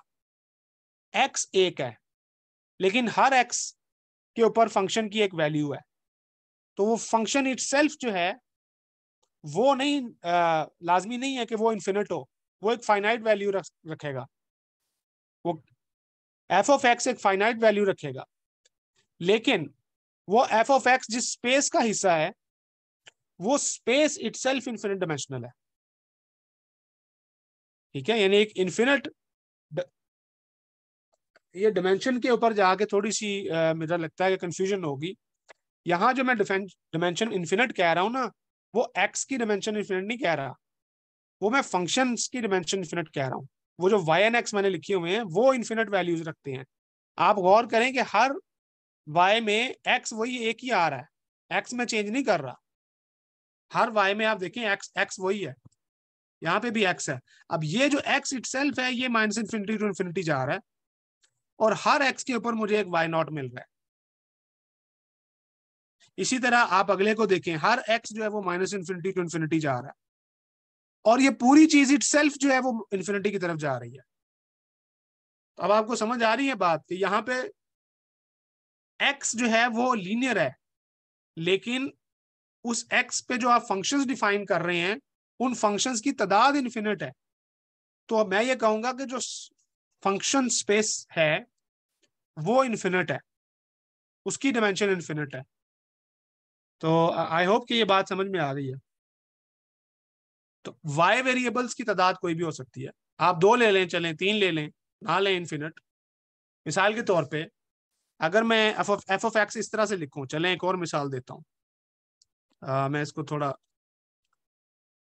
कलर चेंज करता हूं। अगर मैं लेट से चले कोई और फंक्शन डिफाइन कर लेते हैं जी ऑफ एक्स, इसको अगर मैं लिखता हूं लेट से एज c1y1x प्लस c2y2x, तो अगर मैं समेशन में लिखूं तो मैं इसको कैसे लिखूंगा, cn y(n)x, और n जो है वो कहां से कहां तक है, 1 से लेके 2 तक। अब ये मुझे बताएं कौन कितने डायमेंशन की स्पेस है, ये 2 डायमेंशन है। तो ये 2 डायमेंशनल फंक्शन स्पेस है, लेकिन x तो अभी भी infinity minus infinity to infinity पे जा रहा है। तो ठीक है, तो x को एफ ऑफ एक्स से कंफ्यूज ना आप करें। x रियल लाइन के ऊपर मैं डिफाइन कर रहा हूं, वो एक रियल नंबर है जिसकी कोई भी वैल्यू हो सकती है। वो डोमेन डिफाइन करेगी, मेरा सिस्टम डिफाइन करेगा कि x की रेंज कहां से कहां तक है। चले एक और मिसाल लेते हैं, x से बाहर निकल जाते हैं। मैं एक और मिसाल देता हूं, ये वाली, H theta equal c1 cos theta plus c2 cos theta 1 और cos थीटा 2 चलें कर ले, बल्कि साइन थीटा कर ले। अब इसको मैं समेशन में नहीं लिख पाऊंगा, लेकिन मिसाल देने के लिए, तो अब आपके पास ये जो है आपका, ये है y1 थीटा, और ये जो है ये क्या बन गया, y2 थीटा, बल्कि c2 नहीं, साइन थीटा जो है वो मैं लिख रहा हूं। अब अगर मैं इसको लिखूं तो दोबारा लिख सकता हूँ c1 y1 theta plus c2 y2 theta. ठीक है, अब आप देखें इसको मैं दोबारा समेशन में लिख सकता हूँ, cn yn थीटा, और n को मैं कह सकता हूँ इट गोज फ्रॉम 1 to 2। अब यहां मैं x ले ही नहीं रहा, तो आप मुझे बताएंगे ये थीटा की स्पेस है, और मैं थीटा पे लिमिट लगा देता हूँ कि थीटा जो है वो चूंकि साइन थीटा कॉस थीटा, तो आप कोई भी लिमिट लगा सकते हैं, लेकिन फर्ज करें कि मैं कहता हूँ कि ये 0 से 2 पाई तक जाता है। अब 0 से 2 पाई तक एंगल जा रहा है, ये इन्फिनिटी पे भी नहीं, माइनस इन्फिनिटी टू इन्फिनिटी नहीं जाता थीटा। लेकिन उसी तरह से बिल्कुल वही लॉजिक इस्तेमाल करते हुए मैंने एच एक फंक्शन डिफाइन कर लिया है जो कि 2 डायमेंशनल है। वो मैं 3 डायमेंशनल भी कर सकता था, 4 भी कर सकता था। तो जो फंक्शन की डिमेंशन है वो उस बेसिस पे डिपेंड कर रही है जिसमें हम उसको एक्सप्रेस कर रहे हैं। लीनियर फंक्शन की मैं बात कर रहा हूँ, लेकिन उसकी डोमेन की क्या रेंज है वो डिपेंड करता है आपके सिस्टम के ऊपर। Okay, done. आई होप कि ये पॉइंट क्लियर हो गया। 15 मिनट मेरे पास रह गए हैं और अभी बहुत कुछ जो है वो करने वाला है। अच्छा, एक और नुक्ता जो है, अब आगे चलते हैं समझने के लिए। अगला नुक्ता ये है कि अगर मेरे पास कोई फंक्शन है, तो अभी मैंने उसको एक बेसिस के अंदर लिखा था। लाजमी नहीं है कि उसकी एक बेसिस हो, उसकी एक से ज्यादा बेसिस भी हो सकती है। मिसाल के तौर पे अगर मैं एक फंक्शन लिखता हूं f(x) और उसको मैं इस तरह लिखता हूं n is equal to 0 to infinity cn y of nx। तो y ऑफ nx जो है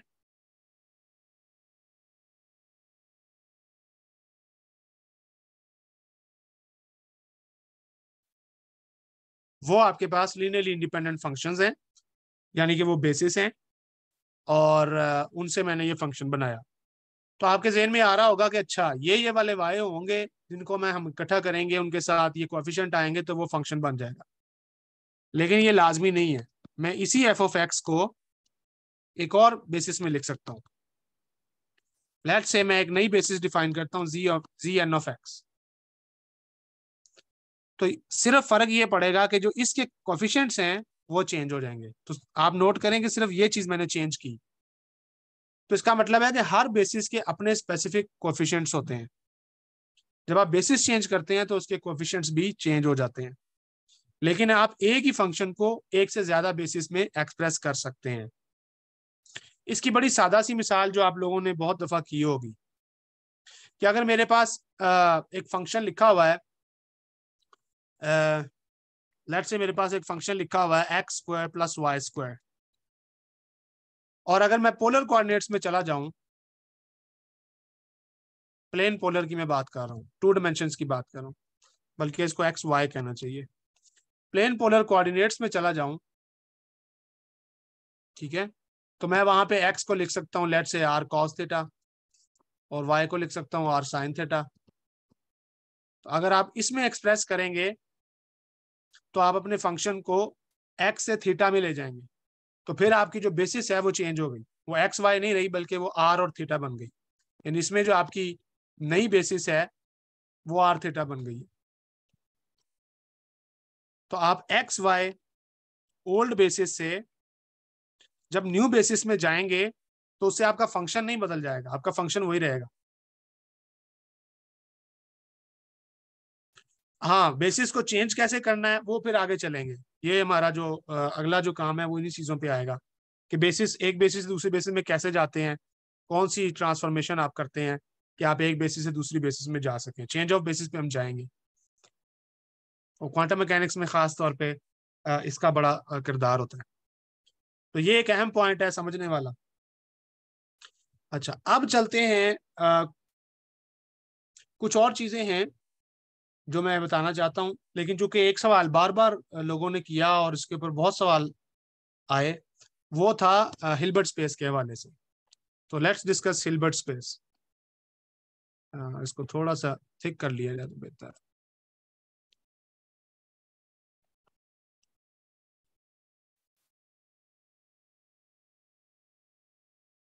वो जो ऊपर हमने सारा कुछ पढ़ा है ना लीनियर स्पेस का, वो सारा कुछ हिल्बर्ट स्पेस में आता है, ठीक है। A linear space, Hilbert space basically एक लीनियर स्पेस है। वो जो ऊपर हम जितनी बातें करते आ रहे थे वो हिल्बर्ट स्पेस का हिस्सा हैं, लेकिन वो हिल्बर्ट स्पेस नहीं है, मैंने उनको कहा, उनको सिर्फ लीनियर स्पेस कहा। तो हिल्बर्ट स्पेस क्या है? हिल्बर्ट स्पेस में आप सिर्फ एक नई प्रॉपर्टी ऐड कर देंगे और उस प्रॉपर्टी को फिर हम इस्तेमाल करेंगे बहुत ज्यादा। तो वो मैं भी आपसे डिस्कस कर लेता हूं। A linear space which has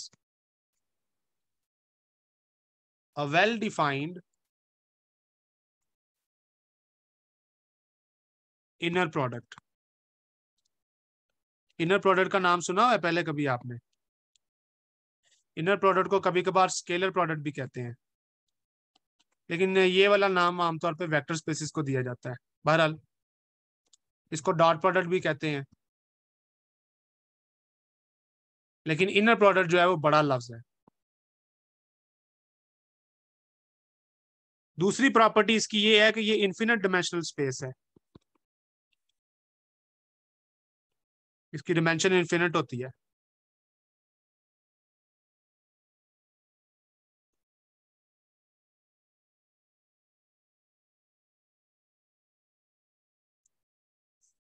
ठीक है जी, तो इन्फिनिट डिमेंशनल स्पेस है। तो अब आपसे मैं अगर सवाल पूछूं कि ये जो मैंने स्पेस बनाई थी आई जे के वाली थ्री डिमेंशनल स्पेस जो है कार्टेशियन स्पेस, क्या ये हिल्बर्ट स्पेस होगी?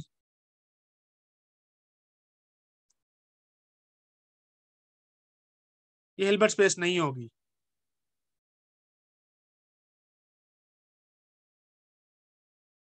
Linear space, all linear space को हम हिल्बर्ट स्पेस नहीं कह सकते, लेकिन हिल्बर्ट स्पेस लाजमी तौर पे लीनियर स्पेस होगी।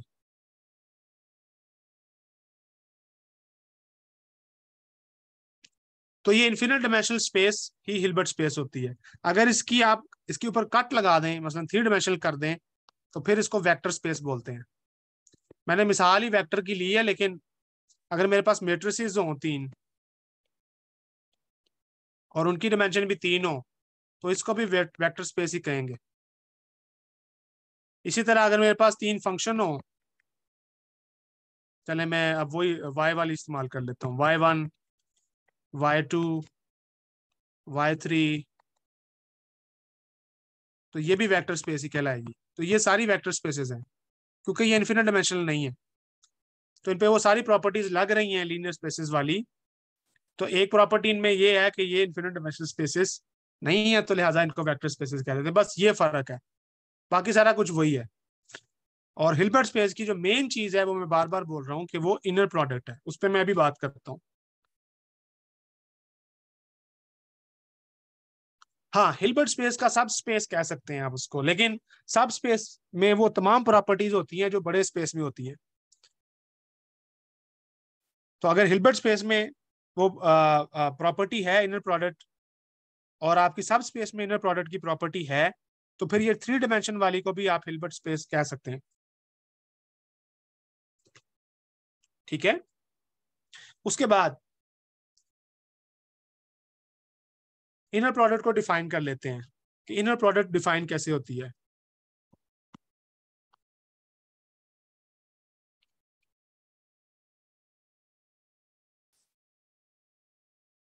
Inner product of two functions, अच्छा इसको लिखने का मुख्तलिफ तरीके हैं। कुछ किताबें इनर प्रोडक्ट, तो मैं अभी दो फंक्शंस ले लेता हूं। लेट से वी हैव, मैं दो फंक्शन से जरा आसानी है, दो फंक्शंस लेता हूं और उनसे डिफाइन करूंगा। एफ ऑफ एक्स ले लेते हैं और जी ऑफ एक्स ले लेते हैं। तो दो फंक्शन है मेरे पास, और इन दो फंक्शंस की अब मैं इनर प्रोडक्ट लेना चाहता हूँ। तो वेक्टर्स में तो बड़ा आसान होता है, वेक्टर्स में तो आपको पता है डॉट प्रोडक्ट कैसे लिया जाता है, और आपने ये सीखा हुआ है सारा उसका अलजेब्रिकली भी, और जो उसकी वेक्टर रिप्रेजेंटेशन है वो सारा आपने सीखा हुआ है। यहाँ पे भी वही चीज है, लेकिन फर्क सिर्फ ये है कि ये इन्फिनिट डायमेंशनल स्पेस है। तो इसमें inner product of two functions को लिखने का मुख्तलिफ तरीका है। चलें, एक तरीका कुछ किताबों में आप देखेंगे इस तरह लिखा होगा, ये लिखने का तरीका है। कुछ किताबें इसको इस तरह लिखती हैं, 2 ब्रैकेट्स डाल देते हैं, इसको डिराक नोटेशन बोलते हैं। ये सिर्फ नोटेशन है और उसके पीछे लॉजिक है, और लॉजिक ये है कि आप डिराक नोटेशन वेक्टर स्पेसिस के लिए इस्तेमाल करते हैं, और ये नोटेशन जो है ये हिल्बर्ट स्पेसिस के लिए इस्तेमाल होती है।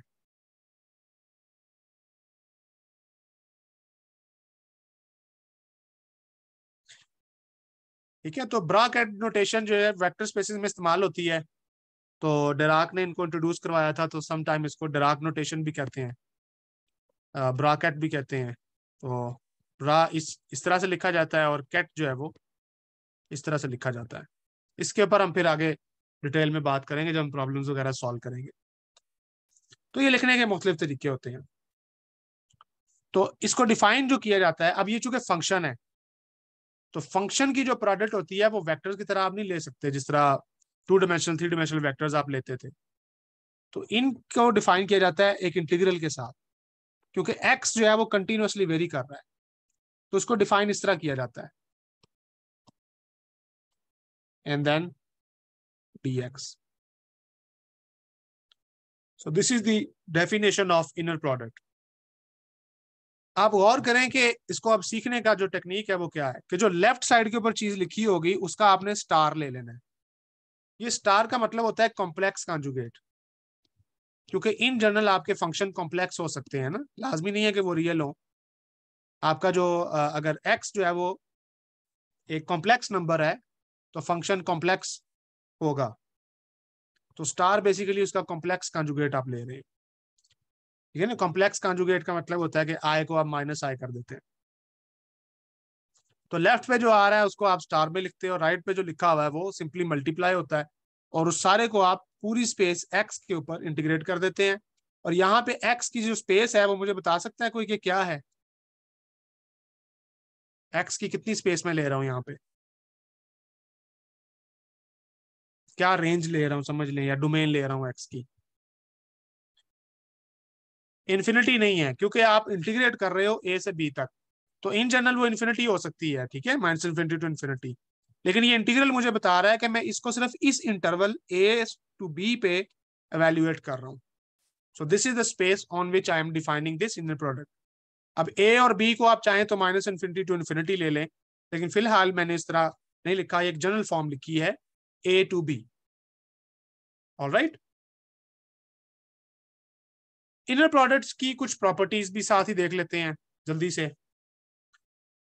तो इसकी एक प्रॉपर्टी जो है वो है ऑर्थोगोनैलिटी।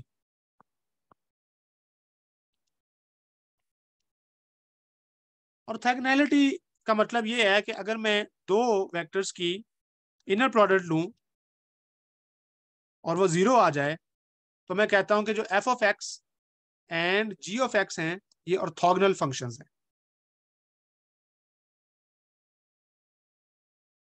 मिसाल समझाने के लिए मैं फिर जाऊंगा 2 डायमेंशनल वेक्टर स्पेस में, क्योंकि वो आसान है। आई और जे, ये 2 डायमेंशनल वेक्टर स्पेस है ना, तो इसमें अगर मैं आई और जे का डॉट प्रोडक्ट लूं तो क्या आंसर आता है, वो जीरो आता है, क्योंकि मुझे पता है आई और जे परपेंडिकुलर हैं, और डॉट प्रोडक्ट का मतलब होता है A B cos 9 theta, theta 90 है तो कॉस 90 जीरो हो गया, वो जो आपने एफएससी में चीजें पढ़ी होंगी। तो यहाँ पे 2 डायमेंशनल स्पेस की मैं बात कर रहा था, और यहाँ पे मैंने इन जनरल आपको एक फार्मूला दे दिया है कि जब भी दो फंक्शंस का इनर प्रोडक्ट आप लें, यानी ये वाला इंटीग्रल आप कैलकुलेट करें और वो जीरो आ जाए, तो इसका मतलब होता है कि वो दो फंक्शन ऑर्थोगोनल है। इसके बाद एक और चीज आप यहाँ पे डिफाइन कर सकते हैं, जिसको बोलते हैं नॉर्म ऑफ अ फंक्शन। तो फर्स्ट करें मेरे पास एक फंक्शन एफ है, तो नॉर्म का मतलब होता है कि एक फंक्शन का अपने ही साथ इनर प्रोडक्ट ले लें। नॉर्म बेसिकली लेंथ को रिप्रेजेंट करता है। अगर आप वेक्टर्स में बात करें तो ये समझ आती है, फंक्शन में जरा ये ज्यादा एब्स्ट्रैक्ट हो जाता है। तो एफ के साथ इनर प्रोडक्ट करना है, इसको प्रोडक्ट लेने के साथ साथ स्क्वायर रूट भी लेना है। समटाइम्स लोग जो है वो इसको इस तरह भी लिखते हैं, ये भी लिखने का एक तरीका है, यानी 2 बार लगा दें दोनों तरफ तो इसका मतलब होता है कि आप नॉर्म लिख रहे हैं। और ये बेसिकली अब आपको पता है कि एफ और एफ का इनर प्रोडक्ट डिफाइन करना है, तो by formula A to B, left वाला एफ है तो उसका स्टार ले लेना है, राइट वाला वैसे ही एफ है तो उसका वैसे ही एफ आ जाना है, और साथ क्या आएगा डी एक्स, और इस पूरे इंटीग्रल का आपने क्या करना है स्क्वायर रूट।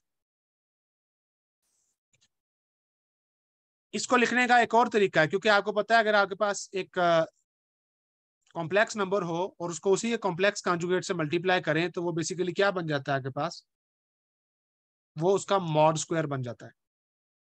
ठीक है ना, ये कॉम्प्लेक्स नंबर में आपने पढ़ा होगा। तो इसका मतलब है कि इस इंटीग्रल को भी ए टू बी मैं एफ ऑफ एक्स का मॉड स्क्वायर लिख सकता हूँ डी एक्स।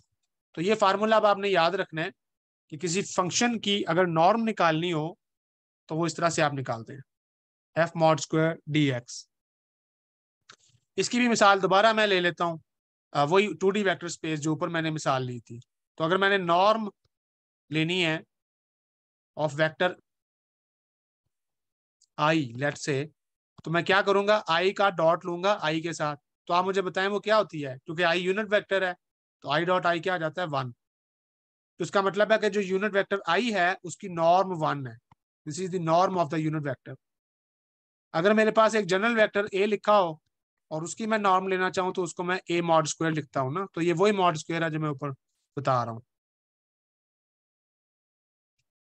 ठीक है, तो 2 डायमेंशनल स्पेस में जो कि वेक्टर स्पेस है वहां पे नॉर्म बेसिकली वेक्टर की लेंथ को रिप्रेजेंट करती है। तो ये चीजें आपने मेरे ख्याल पढ़ी हुई हैं, राइट? या थैंक यू सो मच, आखिर पे स्क्वायर रूट आएगा।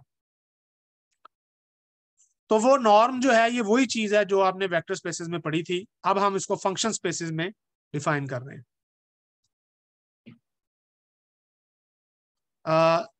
जी ये किसी ने मेरे ख्याल हैंड रेज किया है, आपने बात करनी है तो आप कर लें।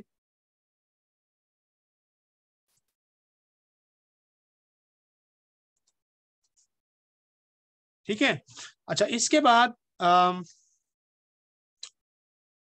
एक और चीज है जो बहुत इंपॉर्टेंट है, मैंने आपको 2-3 चीजें अभी तक बताई हैं हिल्बर्ट स्पेस के अंदर। वापस चलते हैं, तो ये हिल्बर्ट स्पेस है, और हिल्बर्ट स्पेस की जो बेसिस मैंने आपको बता दी कि इसकी इन्फिनिट डायमेंशनल स्पेस होती है, इसकी बेसिस इन्फिनिट होती है इन जनरल। लेकिन वेक्टर स्पेसिस के अंदर भी आप अगर इनर प्रोडक्ट को डिफाइन कर लें तो वो एक सब स्पेस बन जाती है हिल्बर्ट स्पेस की। तो उसमें आप उसमें भी आप फिर जो है वो उसको हिल्बर्ट स्पेस कह सकते हैं, लेकिन वो सब स्पेस है क्योंकि वो इन्फिनिट डायमेंशनल नहीं है। फिर इनर प्रोडक्ट हमने डिफाइन किया है, और इनर प्रोडक्ट के अंदर जो है मैंने ऑर्थोगोनैलिटी और नॉर्म ऑफ फंक्शन निकालना बताया है। जी क्वेश्चन कर लें।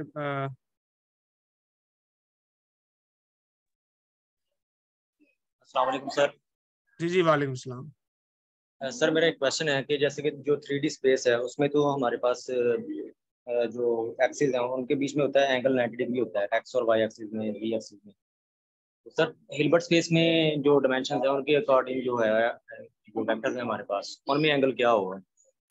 हाँ, अच्छा बात यह है कि जो वेक्टर स्पेस है ना उसकी रिप्रेजेंटेशन है, वेक्टर को आप एक लाइन और एरो से रिप्रेजेंट कर सकते हो, लेकिन अगर मैं फंक्शन को इस तरह से रिप्रेजेंट करूं तो इसकी कोई ऐसी रिप्रेजेंटेशन नहीं है।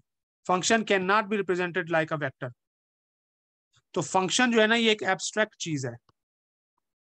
तो जब मैं कह रहा हूं कि 2 वेक्टर ऑर्थोगोनल हैं और मैं उनकी इनर प्रोडक्ट लेके 0 कर रहा हूं, तो इसका ये मतलब नहीं कि उनके दरमियान कोई एंगल है।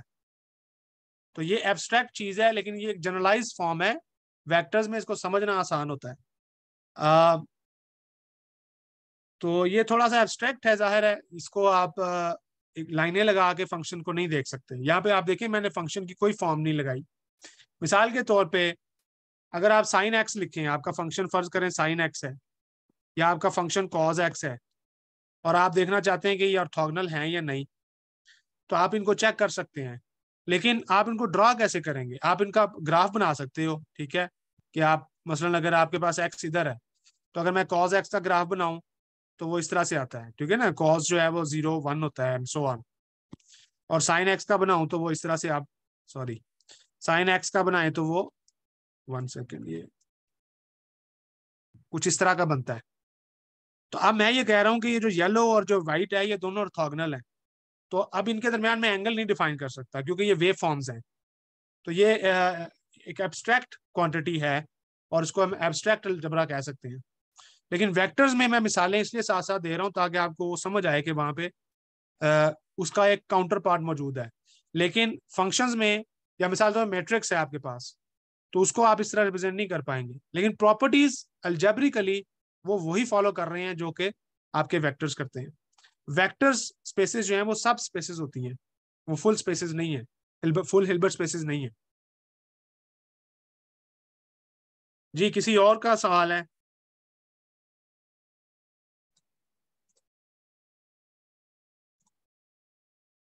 जी शाहिद आपका मेरे ख्याल सवाल है। सर अस्सलाम वालेकुम। जी वालेकुम सलाम। सर जो हम हिल्बर्ट स्पेस से वेक्टर्स ले रहे होते हैं, क्या वो प्रॉपर होते हैं या इम्प्रॉपर वेक्टर होते हैं? प्रॉपर वेक्टर और इम्प्रॉपर वेक्टर से क्या मुराद ले रहे हैं आप?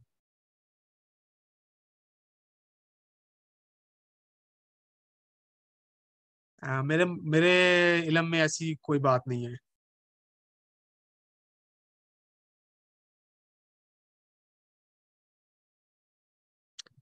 अच्छा, मेरा टाइम ख़त्म हो गया है, लेकिन बहुत सारी चीज़ें अभी करने वाली हैं। तो मैं ऐसा करता हूँ कि मुझे आप फिनिश करने दें, जो चीज़ें रह जाएंगी सवालात वो फिर आप मुझसे पूछ लीजिएगा, फेसबुक पे भी आप कर सकते हैं। तो मैं कोशिश करूंगा कि कल उनको एड्रेस कर लूँ। अभी कुछ बातें जो है वो मैं मुकम्मल करना चाहता हूँ ताकि लेक्चर कंप्लीट हो जाए। अच्छा, इसके बाद यानी एक ऑर्थोगोनैलिटी मैंने डिफाइन की, एक मैंने नॉर्म डिफाइन की, एक मैंने बेसिस डिफाइन की।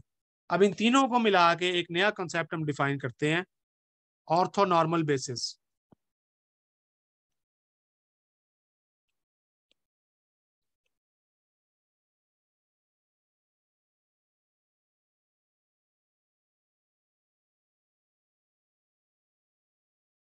ऑर्थोनॉर्मल बेसिस, ऑर्थोनॉर्मल बेसिस ये है कि फर्ज करें मेरे पास φ1x, φ2x, φ3x बहुत से वेक्टर्स हैं जो किसी बेसिस का हिस्सा हैं, और लेट्स से वो n लीनियरली इंडिपेंडेंट फंक्शंस हैं जो कि बेसिस है किसी हिल्बर्ट स्पेस की या लीनियर स्पेस की। हिल्बर्ट स्पेस, चले हिल्बर्ट ही लिख लेते हैं।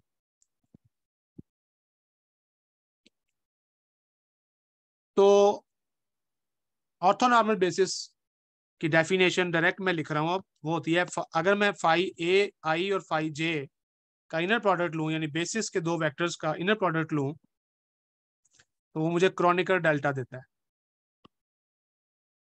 ठीक है, ये जो मैंने सिंबल लिखा है इसको इसका मतलब ये होता है कि अगर तो मेरे इंडेक्स बराबर होंगे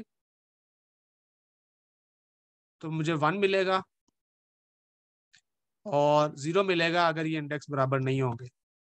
मिसाल के तौर पे अगर मैं 2 डायमेंशन में चला जाऊं तो φ1 और φ1 अगर मैं लूं तो आप देखें यहाँ पे i भी 1 है और j भी 1 है, तो इसका मतलब इसका आंसर आएगा डेल्टा 1 1, राइट।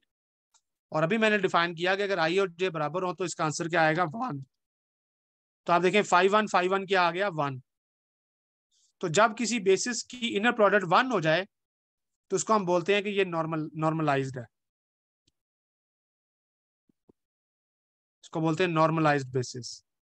यानी अगर आपने ये चेक करना हो कि किसी स्पेस की बेसिस जो है वो नॉर्मलाइज्ड है, तो आप क्या करें, सेम हर वेक्टर का अपने साथ इनर प्रोडक्ट लें या हर फंक्शन का अपने साथ इनर प्रोडक्ट लें। अब अगर मैं φ1 और φ2 करूं तो वो क्या आएगा, डेल्टा 1 2। तो जो डेल्टा 1 2 है वो क्या हो जाएगा, 0, क्योंकि बाय डेफिनेशन क्रॉनिकल डेल्टा ये कहता है कि when i is not equal to j it's 0। तो इसका मतलब है कि ये ऑर्थोगोनल है, क्योंकि अभी हमने देखा कि अगर दो फंक्शंस का इनर प्रोडक्ट 0 आ जाए तो उसको हम ऑर्थोगोनल फंक्शंस कहते हैं। तो ये अगर दोनों प्रॉपर्टीज पाई जाएं, इकट्ठी कर दें इनको, तो फिर उसको बोलते हैं ऑर्थोनॉर्मल बेसिस। यानी ऐसी बेसिस जो नॉर्मलाइज्ड है और जो ऑर्थोगोनल है। यानी डिफरेंट वेक्टर्स जो हैं, या बेसिस वेक्टर्स या basis functions, different basis functions orthogonal हैं और सेम बेसिस फंक्शंस नॉर्मलाइज्ड हैं। तो दोनों प्रॉपर्टीज जिसमें पाई जाएं, उस बेसिस को हम कहते हैं कि वो ऑर्थोनॉर्मल बेसिस है। मिसाल के तौर पे इसकी एग्जांपल जो है मैं फिर वेक्टर स्पेसेस में से दूंगा। ये जो आप कार्टेशियन स्पेस लेते हैं, लेट्स से अब मैं 3D स्पेस ले लेता हूं, तो ये जो 3D स्पेस होती है ये ऑर्थोनॉर्मल बेसिस है। तो बेसिस है मेरे पास i, j और k, ठीक है, यूनिट वेक्टर्स। तो आप देखिए, अगर मैं i को i के साथ प्रोडक्ट करूं तो वो 1 देता है, और i को अगर j के साथ प्रोडक्ट करूं तो वो 0 देता है।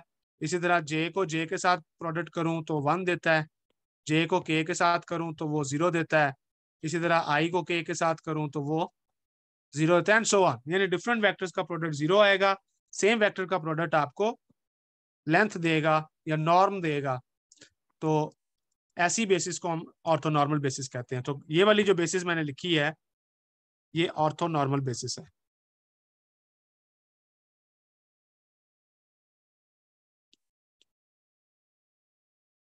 ठीक है, ये कॉन्सेप्ट समझ आ गया। ये भी हम बहुत ज्यादा इस्तेमाल करेंगे आगे जाके। एक चीज आपने माइंड में रखें कि मैं मैथमेटिशियन नहीं हूं और मेरा फोकस भी मैथमेटिक्स नहीं है। मैं मैथमेटिक्स पढ़ाना नहीं चाह रहा। ये सिर्फ एक इंट्रोडक्शन है उन चीज़ों का जिनको हमने आगे इस्तेमाल करना है क्वांटम थ्योरी को डेवलप करने के लिए। ये basically linear spaces, linear analysis, math की पूरी ब्रांच है। लोगों ने इसमें PhDs की हुई हैं।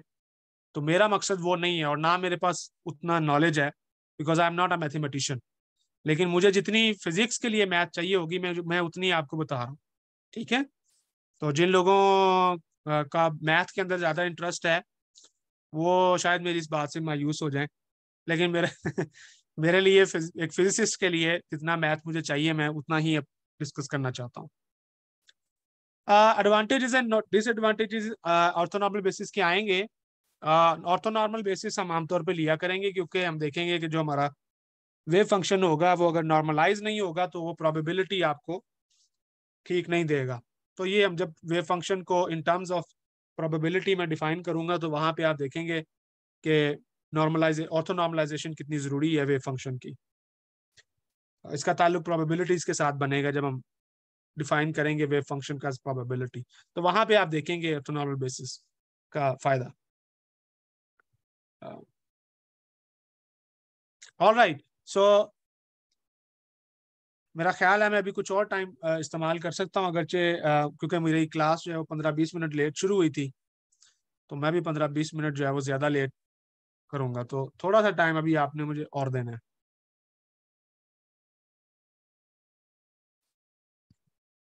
अच्छा, इसके बाद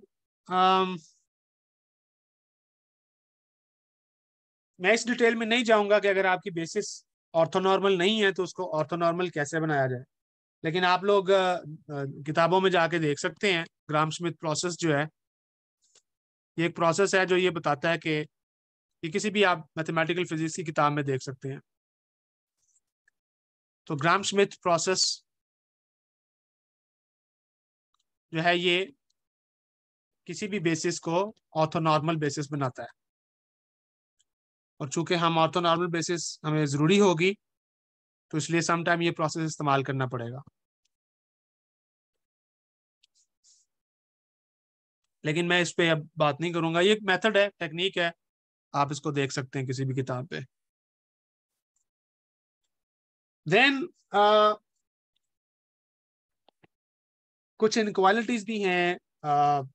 हिल्बर्ट स्पेस की प्रॉपर्टी है सेपरेबिलिटी, तो वो भी मैं उनको भी मैं स्किप कर रहा हूँ। काफ़ी चीज़ें हैं इसमें डिस्कस करने वाली, लेकिन मेरा ख्याल है ये जो चीज़ें जो मैंने अभी बयान की हैं इनको हम ज़्यादा इस्तेमाल करेंगे प्रॉब्लम सॉल्विंग के अंदर।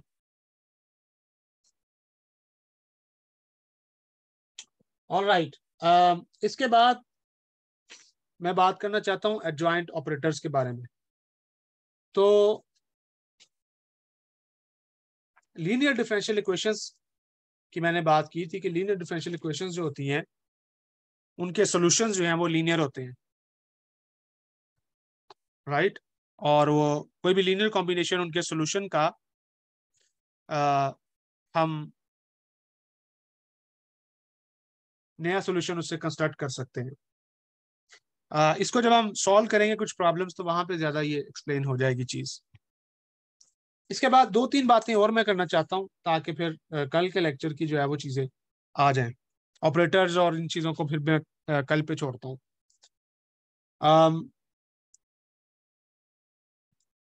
एक सवाल आप लोगों ने अक्सर सुना होगा कि हम कहते हैं कि जी हमें कॉम्प्लेक्स नंबर्स की जरूरत क्वांटम मैकेनिक्स में क्यों पड़ती है, ठीक है। तो इसको भी मैं डिस्कस करना चाहता हूँ थोड़े से टाइम के अंदर, और फिर हम कल जो है वो आगे सुपरपोजिशन और श्रोडिंगर इक्वेशन की तरफ चलेंगे। एक चीज मैं यहाँ पे लिखना चाहता हूँ वो ये है कि लिनियरिटी पे हमने बात तो बहुत कर ली है, लेकिन एक क्वेश्चन मेरे माइंड में आता है अक्सर, क्योंकि जैसे लीनियर थ्योरी, लीनियर ऑब्जेक्ट्स हैं, स्पेसेस हैं, ऐसे नॉन लीनियर भी हैं। लीनियर इक्वेशन है तो नॉन लीनियर भी हैं। तो नॉन लीनियर कहाँ आप देखते हैं? लीनियर तो चले हमने बड़ी बात कर ली, और क्वांटम मैकेनिक्स सारी लीनियर स्पेसेस के ऊपर बिल्ड अप है।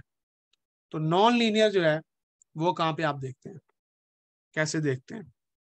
तो नॉन लीनियर का मतलब क्या होगा? एक तो सादा सी बात है कि नॉन लीनियर का मतलब ये होगा कि उसमें लिनियरिटी नहीं पाई जाती। लिनियरिटी का मतलब ये है कि उसके अंदर आप लीनियर कॉम्बिनेशन के तौर पे नहीं लिख सकते किसी इक्वेशन के सॉल्यूशन को, ठीक है। मतलब अगर मेरे पास y1x और y2x सॉल्यूशंस हैं किसी इक्वेशन के,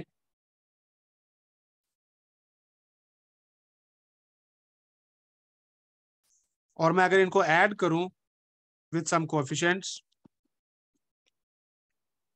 तो ये सॉल्यूशन ना हो, not a solution of the equation, of the same equation.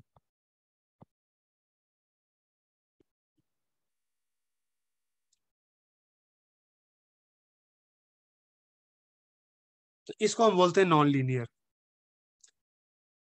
अच्छा, अब मैं आप लोगों से आखिर पे just to to spark your interest, आपकी दिलचस्पी पैदा करने के लिए एक सवाल करूंगा और आप लोगों ने उसका जवाब देना है। हम क्वांटम मैकेनिक्स पढ़ रहे हैं। क्वांटम मैकेनिक्स से पहले भी तो फिजिक्स थी, दो बड़ी फिजिक्स की थ्योरीज थी फिजिक्स के अंदर। क्वांटम फिजिक्स से पहले, क्वांटम मैकेनिक्स से पहले एक बड़ी थ्योरी थी क्लासिकल मैकेनिक्स की। तो मेरा सवाल ये है कि क्या क्लासिकल मैकेनिक्स लीनियर है? आप लोगों ने अभी इसका जवाब देना, आप टाइम लें 1-2 मिनट।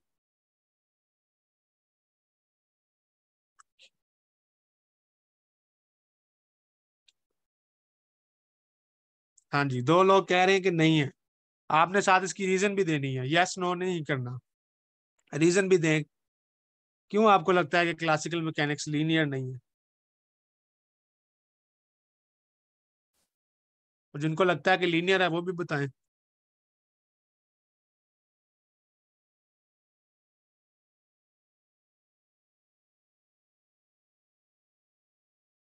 क्लासिकल मैकेनिक्स की बुनियादी इक्वेशन कौन सी है?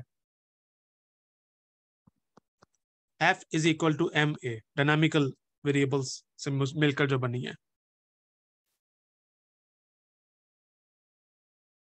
और ए को मैं लिख सकता हूं second derivative of x divided by, ये इक्वेशन नहीं है, ये तो अभी फार्मूला में लिख रहा हूं ना।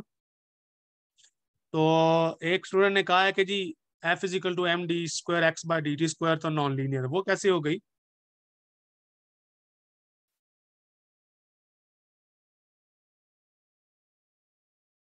हाँ, ये अच्छा जवाब है कि लीनियर लीनियर लीनियर होती तो क्वांटम मैकेनिक्स की क्या जरूरत थी। उसके बाद अगला एक और सवाल आ रहा है, वो आपके इस सवाल जवाब को गलत कर देगा। एक और क्लासिकल थ्योरी है जो लीनियर है हमारी, लेकिन उसमें क्वांटम की जरूरत नहीं।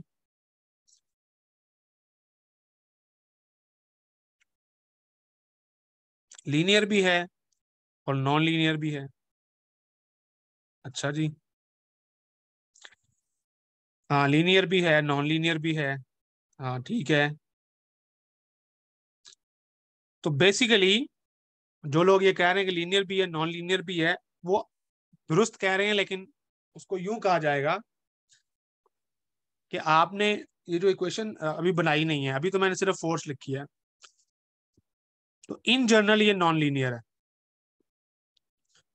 और उसकी वजह ये है कि जब मैं full form of Newton law लिखता हूं तो basically that is equal to minus V prime X. ये है न्यूटन का लॉ।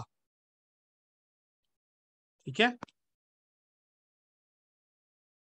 कितने लोगों को ये बात समझ में आई है? इसमें बेसिकली मैंने ये चीज इस्तेमाल की है ना कि फोर्स जो है वो पोटेंशियल का नेगेटिव होती है, ग्रेडियंट होती है, डेरिवेटिव होती है। ये बात आपको मालूम है ना? तो लेफ्ट हैंड साइड पे तो एम ए है, लेकिन राइट हैंड साइड पे these are two descriptions of classical mechanics. एक है फोर्स की डिस्क्रिप्शन और दूसरी है पोटेंशियल की डिस्क्रिप्शन। तो ये दोनों डिस्क्रिप्शंस सेम रिजल्ट्स देनी चाहिए। तो ये तभी दे सकती हैं अगर फोर्स जो है वो नेगेटिव ऑफ पोटेंशियल डेरिवेटिव हो। ये चीज आपने क्लासिकल मैकेनिक्स में बहुत दफा देखी होगी। तो अब ये जो मेरा पोटेंशियल है, अगर तो ये जीरो हो जाए तो मेरी इक्वेशन क्या बनती है? और ये एक लीनियर इक्वेशन है। तो क्लासिकल मैकेनिक्स है, लेकिन अगर मेरा पोटेंशियल जीरो हो गया है तो ये एक लीनियर इक्वेशन है। लेकिन अगर मेरा पोटेंशियल फर्ज करें कि इस शक्ल का है एक्स क्यूब, तो फिर मेरी इक्वेशन क्या बनेगी? Sorry, D T square minus V prime of X. V prime of X क्या बनेगा यहाँ पे? Minus 3x square, right? तो अब ये जो चीज एक्स स्क्वायर है ये नॉन लीनियर है। वाई? क्योंकि ये स्क्वायर है। तो जब आप लेट्स से एक्स को मैं लिख सकता हूं एज अ कॉम्बिनेशन। चलें, मैं अगर मेरे पास x1 एक सोल्यूशन है और x2 एक सोल्यूशन है, तो जब मैं x1 प्लस x2 का स्क्वायर करता हूं, सॉरी x1 स्क्वायर सोल्यूशन है, x2 स्क्वायर सोल्यूशन है इस इक्वेशन का, तो जब मैं उनको ऐड करके सॉल्यूशंस को करूंगा तो वो मुझे क्या देगा? x1 square x2 square plus 2x1 x2। तो ये जो टर्म है ये इसको नॉन लीनियर बना रही है। This is non linear term, right? तो क्लासिकल मैकेनिक्स इन जनरल, अगर आप इस फॉर्म को देखें जो मैंने यहाँ पे लिखी है, एक नॉन लीनियर थ्योरी है। यही वजह है कि क्लासिकल मैकेनिक्स में कुछ प्रॉब्लम्स हैं जिनको हम सॉल्व कर पाते हैं। मिसाल के तौर पे टू बॉडी प्रॉब्लम को आप सॉल्व करते हैं, लेकिन जब आप three body problem, even Newton जो है वो थ्री बॉडी प्रॉब्लम को सॉल्व नहीं कर पाया था। तो थ्री बॉडी प्रॉब्लम या फोर बॉडी प्रॉब्लम पे आप जाते हैं तो आप ये नहीं कह सकते कि जी थ्री बॉडी प्रॉब्लम का जो सोल्यूशन होगा वो मैं वन बॉडी प्रॉब्लम या टू बॉडी प्रॉब्लम के सोल्यूशन से बना सकता हूँ, कंस्ट्रक्ट कर सकता हूँ, क्योंकि आप लीनियर कॉम्बिनेशन नहीं ले सकते उनका। तो इस वजह से क्लासिकल मैकेनिक्स इन जनरल जो है वो नॉन लीनियर है। ये डिपेंड करती है आपके सिस्टम के ऊपर। जो ही आपका सिस्टम चेंज होता है तो इस ये लिनियरिटी से नॉन लिनियरिटी की तरफ चले जाती है, और नॉन लीनियर को सॉल्व करना जो है वो बहुत मुश्किल काम होता है। नॉन लीनियर इसलिए है कि आप इसको चेक कर लेना, मतलब स्क्वायर में जो क्रॉस टर्म्स आ रही हैं वो उसको नॉन लीनियर बना रही है। x1 स्क्वायर x2 स्क्वायर तो आपको सोल्यूशन दे रहा है, वो तो हमारे सोल्यूशन का हिस्सा है ना, लेकिन x1 x2 हमारा सोल्यूशन नहीं था, तो वो नॉन लीनियर टर्म में आ गई। तो इसका मतलब है कि मैं इनके लीनियर कॉम्बिनेशन बना के एक्स स्क्वायर को नहीं लिख सकता।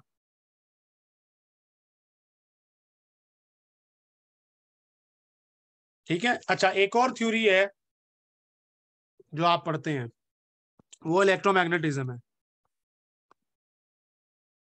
तो मुझे बताएं, इलेक्ट्रोमैग्नेटिज्म लीनियर है या नॉन लीनियर है?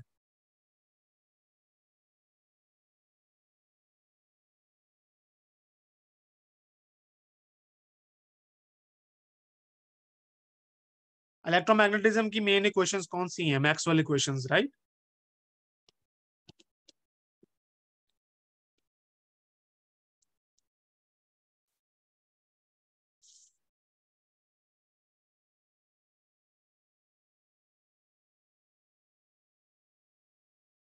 इलेक्ट्रोमैग्नेटिज्म बेसिकली लीनियर है, it's not non linear, it's a linear theory,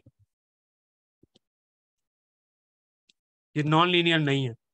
electric fields, magnetic fields और वेव इक्वेशन जो आप बनाते हैं, मैक्सवेल जो इलेक्ट्रोमैग्नेटिक वेव इक्वेशन है, एम्पेयर लॉ, गॉसेस लॉ, सारे वगैरह, उन सब का कॉम्बिनेशन तो वेव इक्वेशन है ना। तो वेव इक्वेशन जो है वो लीनियर इक्वेशन है। तो इसका मतलब है कि इलेक्ट्रोमैग्नेटिज्म जो है या इलेक्ट्रोमैग्नेटिक थ्योरी जो है, that is a linear theory. उसके बाद क्वांटम मैकेनिक्स आई। तो क्वांटम मैकेनिक्स अब जरा बताएं, लीनियर है या नॉन लीनियर है? तो आप अब कह रहे होंगे कि 2 घंटे हमारे लीनियरिटी पे जाया कर दिए और अब आप पूछ रहे हैं कि लीनियर है या नॉन लीनियर है। ऑफ कोर्स लीनियर है, इसी वजह से तो हम लीनियरिटी पे दिमाग खपा रहे हैं अपना। So yes, it is linear. ठीक है, इसी वजह से हम लीनियर स्पेसेस को स्टडी कर रहे थे, हिल्बर्ट स्पेसेस को स्टडी कर रहे थे। ठीक है, और इनकी इक्वेशन कौन सी है, बुनियादी इक्वेशन कौन सी है? वो श्रोडिंगर इक्वेशन है। ठीक है, तो Schrodinger equation basically linear equation है जिसको आप ऑपरेटर फॉर्म के अंदर लिखोगे, इस तरह से लिखोगे आप। चले मैं लिख देता हूँ। श्रोडिंगर इक्वेशन टाइम डिपेंडेंट कैसे लिखते हैं आप? टाइम डिपेंडेंट श्रोडिंगर इक्वेशन कैसे लिखते हैं? ये मैं 1 डायमेंशन में लिख रहा हूँ क्योंकि x 1 डायमेंशन में है। And that is equal to your Hamiltonian and h psi xt, right. तो अगर मैं इसको इस तरह से लिखूं,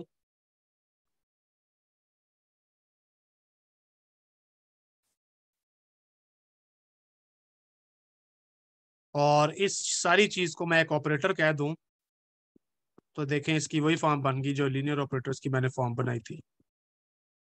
अब ये लीनियर है या नहीं? Is L linear? क्योंकि एल एक ऑपरेटर है ना, तो अगर ऑपरेटर लीनियर होगा तो फिर ये डिफरेंशियल इक्वेशन लीनियर बनेगी ना। तो ये एक लीनियर है, और इसका मतलब है कि जो पार्शियल पार्शियल टी है ये एक लीनियर ऑपरेटर है। मिसाल के तौर पे अगर मेरे पास x1 प्लस x2 है, ठीक है, और उसके ऊपर मैंने पार्शियल पार्शियल टी लगाना है, तो मैं अलग-अलग करके भी लगा सकता हूँ। ये भी लीनियरिटी की एक प्रॉपर्टी होती है कि ऑपरेटर जो होता है वो अलग-अलग भी ऑपरेट किया जा सकता है और इकट्ठे भी ऑपरेट किया जा सकता है। नहीं नहीं नहीं नहीं, ये जिस इक्वेशन का आंसर इक्वल टू 0 वो लीनियर नहीं है। जो ऑपरेटर है वो इसको लीनियर बनाता है। एल अगर लीनियर है तो ये लीनियर डिफरेंशियल इक्वेशन होगी। तो मैं यही आपको बता रहा हूँ कि एल यहाँ पे लीनियर है। वो इसलिए कि एल की वैल्यू क्या है यहाँ पे, ये जो मैंने अभी लिखा है, एल की वैल्यू है I H bar partial partial T minus H, right. तो मैं ये कह रहा हूँ कि इसके अंदर ये जो दोनों टर्म्स आ रही है ना, ये दोनों लीनियर होंगी तभी एल लीनियर होगा। तो डेल बाय डेल टी जो है पार्शियल डेरिवेटिव टाइम का, वो ऑलरेडी लीनियर है। वो मैंने आपको मिसाल भी दी x1 x2 वाली। और हैमिल्टोनियन जो है ये भी लीनियर है,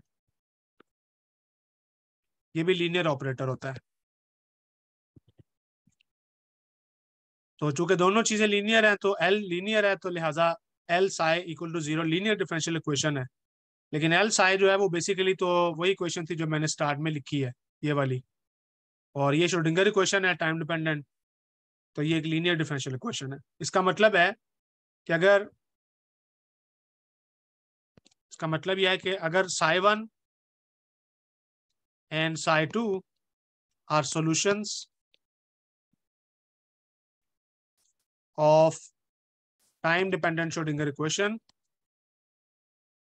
then psi1 alpha let's say plus beta psi2, इसको मिला के मैं एक नया वेव फंक्शन psi3 बना सकता हूं और कह सकता हूं कि psi3 is also a solution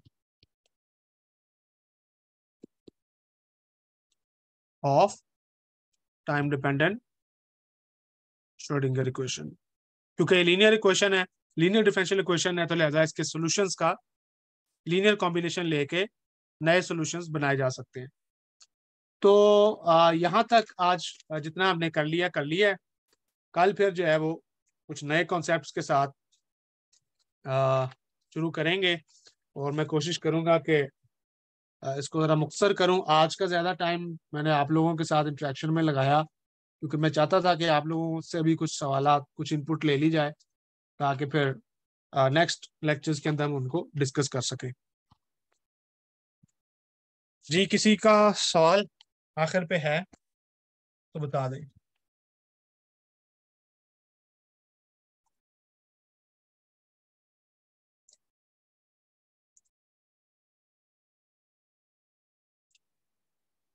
हाँ, कॉम्प्लेक्स नंबर क्यों इस्तेमाल करते हैं? तो कॉम्प्लेक्स नंबर इस्तेमाल करने की वजह यह है कि जो हमारा वेव फंक्शन हुआ करेगा वो कॉम्प्लेक्स होगा। उसकी एक वजह मैं ये आपको बता सकता हूँ। ये है आपकी श्रोडिंगर इक्वेशन, राइट? और ये वन डायमेंशनल में मैं लिख रहा हूँ, ये one dimensional time dependent Schrodinger equation है। और इसको मैं लिख सकता हूँ इस तरह से। अब फर्ज करें कि मैं कहता हूं कि जो मेरा वेव फंक्शन है वो रियल है। फर्ज कर लेते हैं कि ये रियल है, ये कॉम्प्लेक्स नहीं है, राइट? तो इसका मतलब क्या होगा कि जो मेरा एच साई है ये रियल होगा, रियल वैल्यू होगी। जो राइट हैंड साइड है वो क्या होगी? रियल वैल्यू होगी। अब अगर किसी क्वेश्चन की right hand side real valued है तो उसकी लेफ्ट हैंड साइड भी क्या होनी चाहिए? रियल वैल्यूड होनी चाहिए। लेकिन मुझे पता है कि जो partial side by partial T होगा वो तो रियल होगा क्योंकि टाइम डेरिवेटिव है और साई ऑलरेडी रियल है। लेकिन अगर ये सारा कुछ रियल है तो फिर ये जो आई एच बार आ रहा है, ये सिर्फ आई चले कर लें, ये जो आई आ रहा है ये तो इसको कॉम्प्लेक्स बना रहा है। तो एक इक्वेशन की राइट हैंड साइड रियल है और लेफ्ट हैंड साइड कॉम्प्लेक्स है, दैट इज नॉट पॉसिबल। इसलिए वेव फंक्शन को हम कॉम्प्लेक्स लेते हैं। अब आप ये सवाल कर सकते हैं कि श्रोडिंगर ने आई क्यों शामिल किया है? तो वो श्रोडिंगर की इक्वेशन में आई कहाँ से आता है वो फिर हम कल इसको एक्सप्लेन करेंगे कि वो प्लेन वेव जब हम लेंगे फ्री पार्टिकल के लिए तो वहां से आप देखेंगे कि आई वहां से आता है। लेकिन हमारे जो प्रॉब्लम्स हैं, जितने भी प्रॉब्लम्स हम करेंगे उनके अंदर वेव फंक्शन कॉम्प्लेक्स होगा क्योंकि श्रोडिंगर इक्वेशन एक कॉम्प्लेक्स इक्वेशन है, उसमें आई आ रहा है।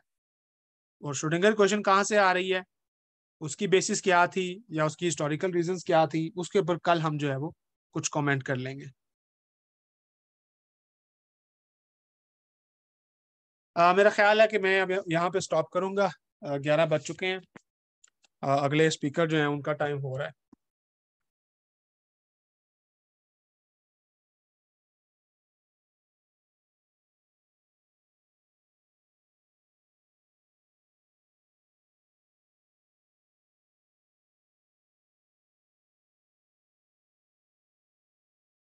जी, ऑर्गेनाइजर्स जो है ना ये अगर कोई बात आगे करना चाहते हैं तो कर लें प्लीज।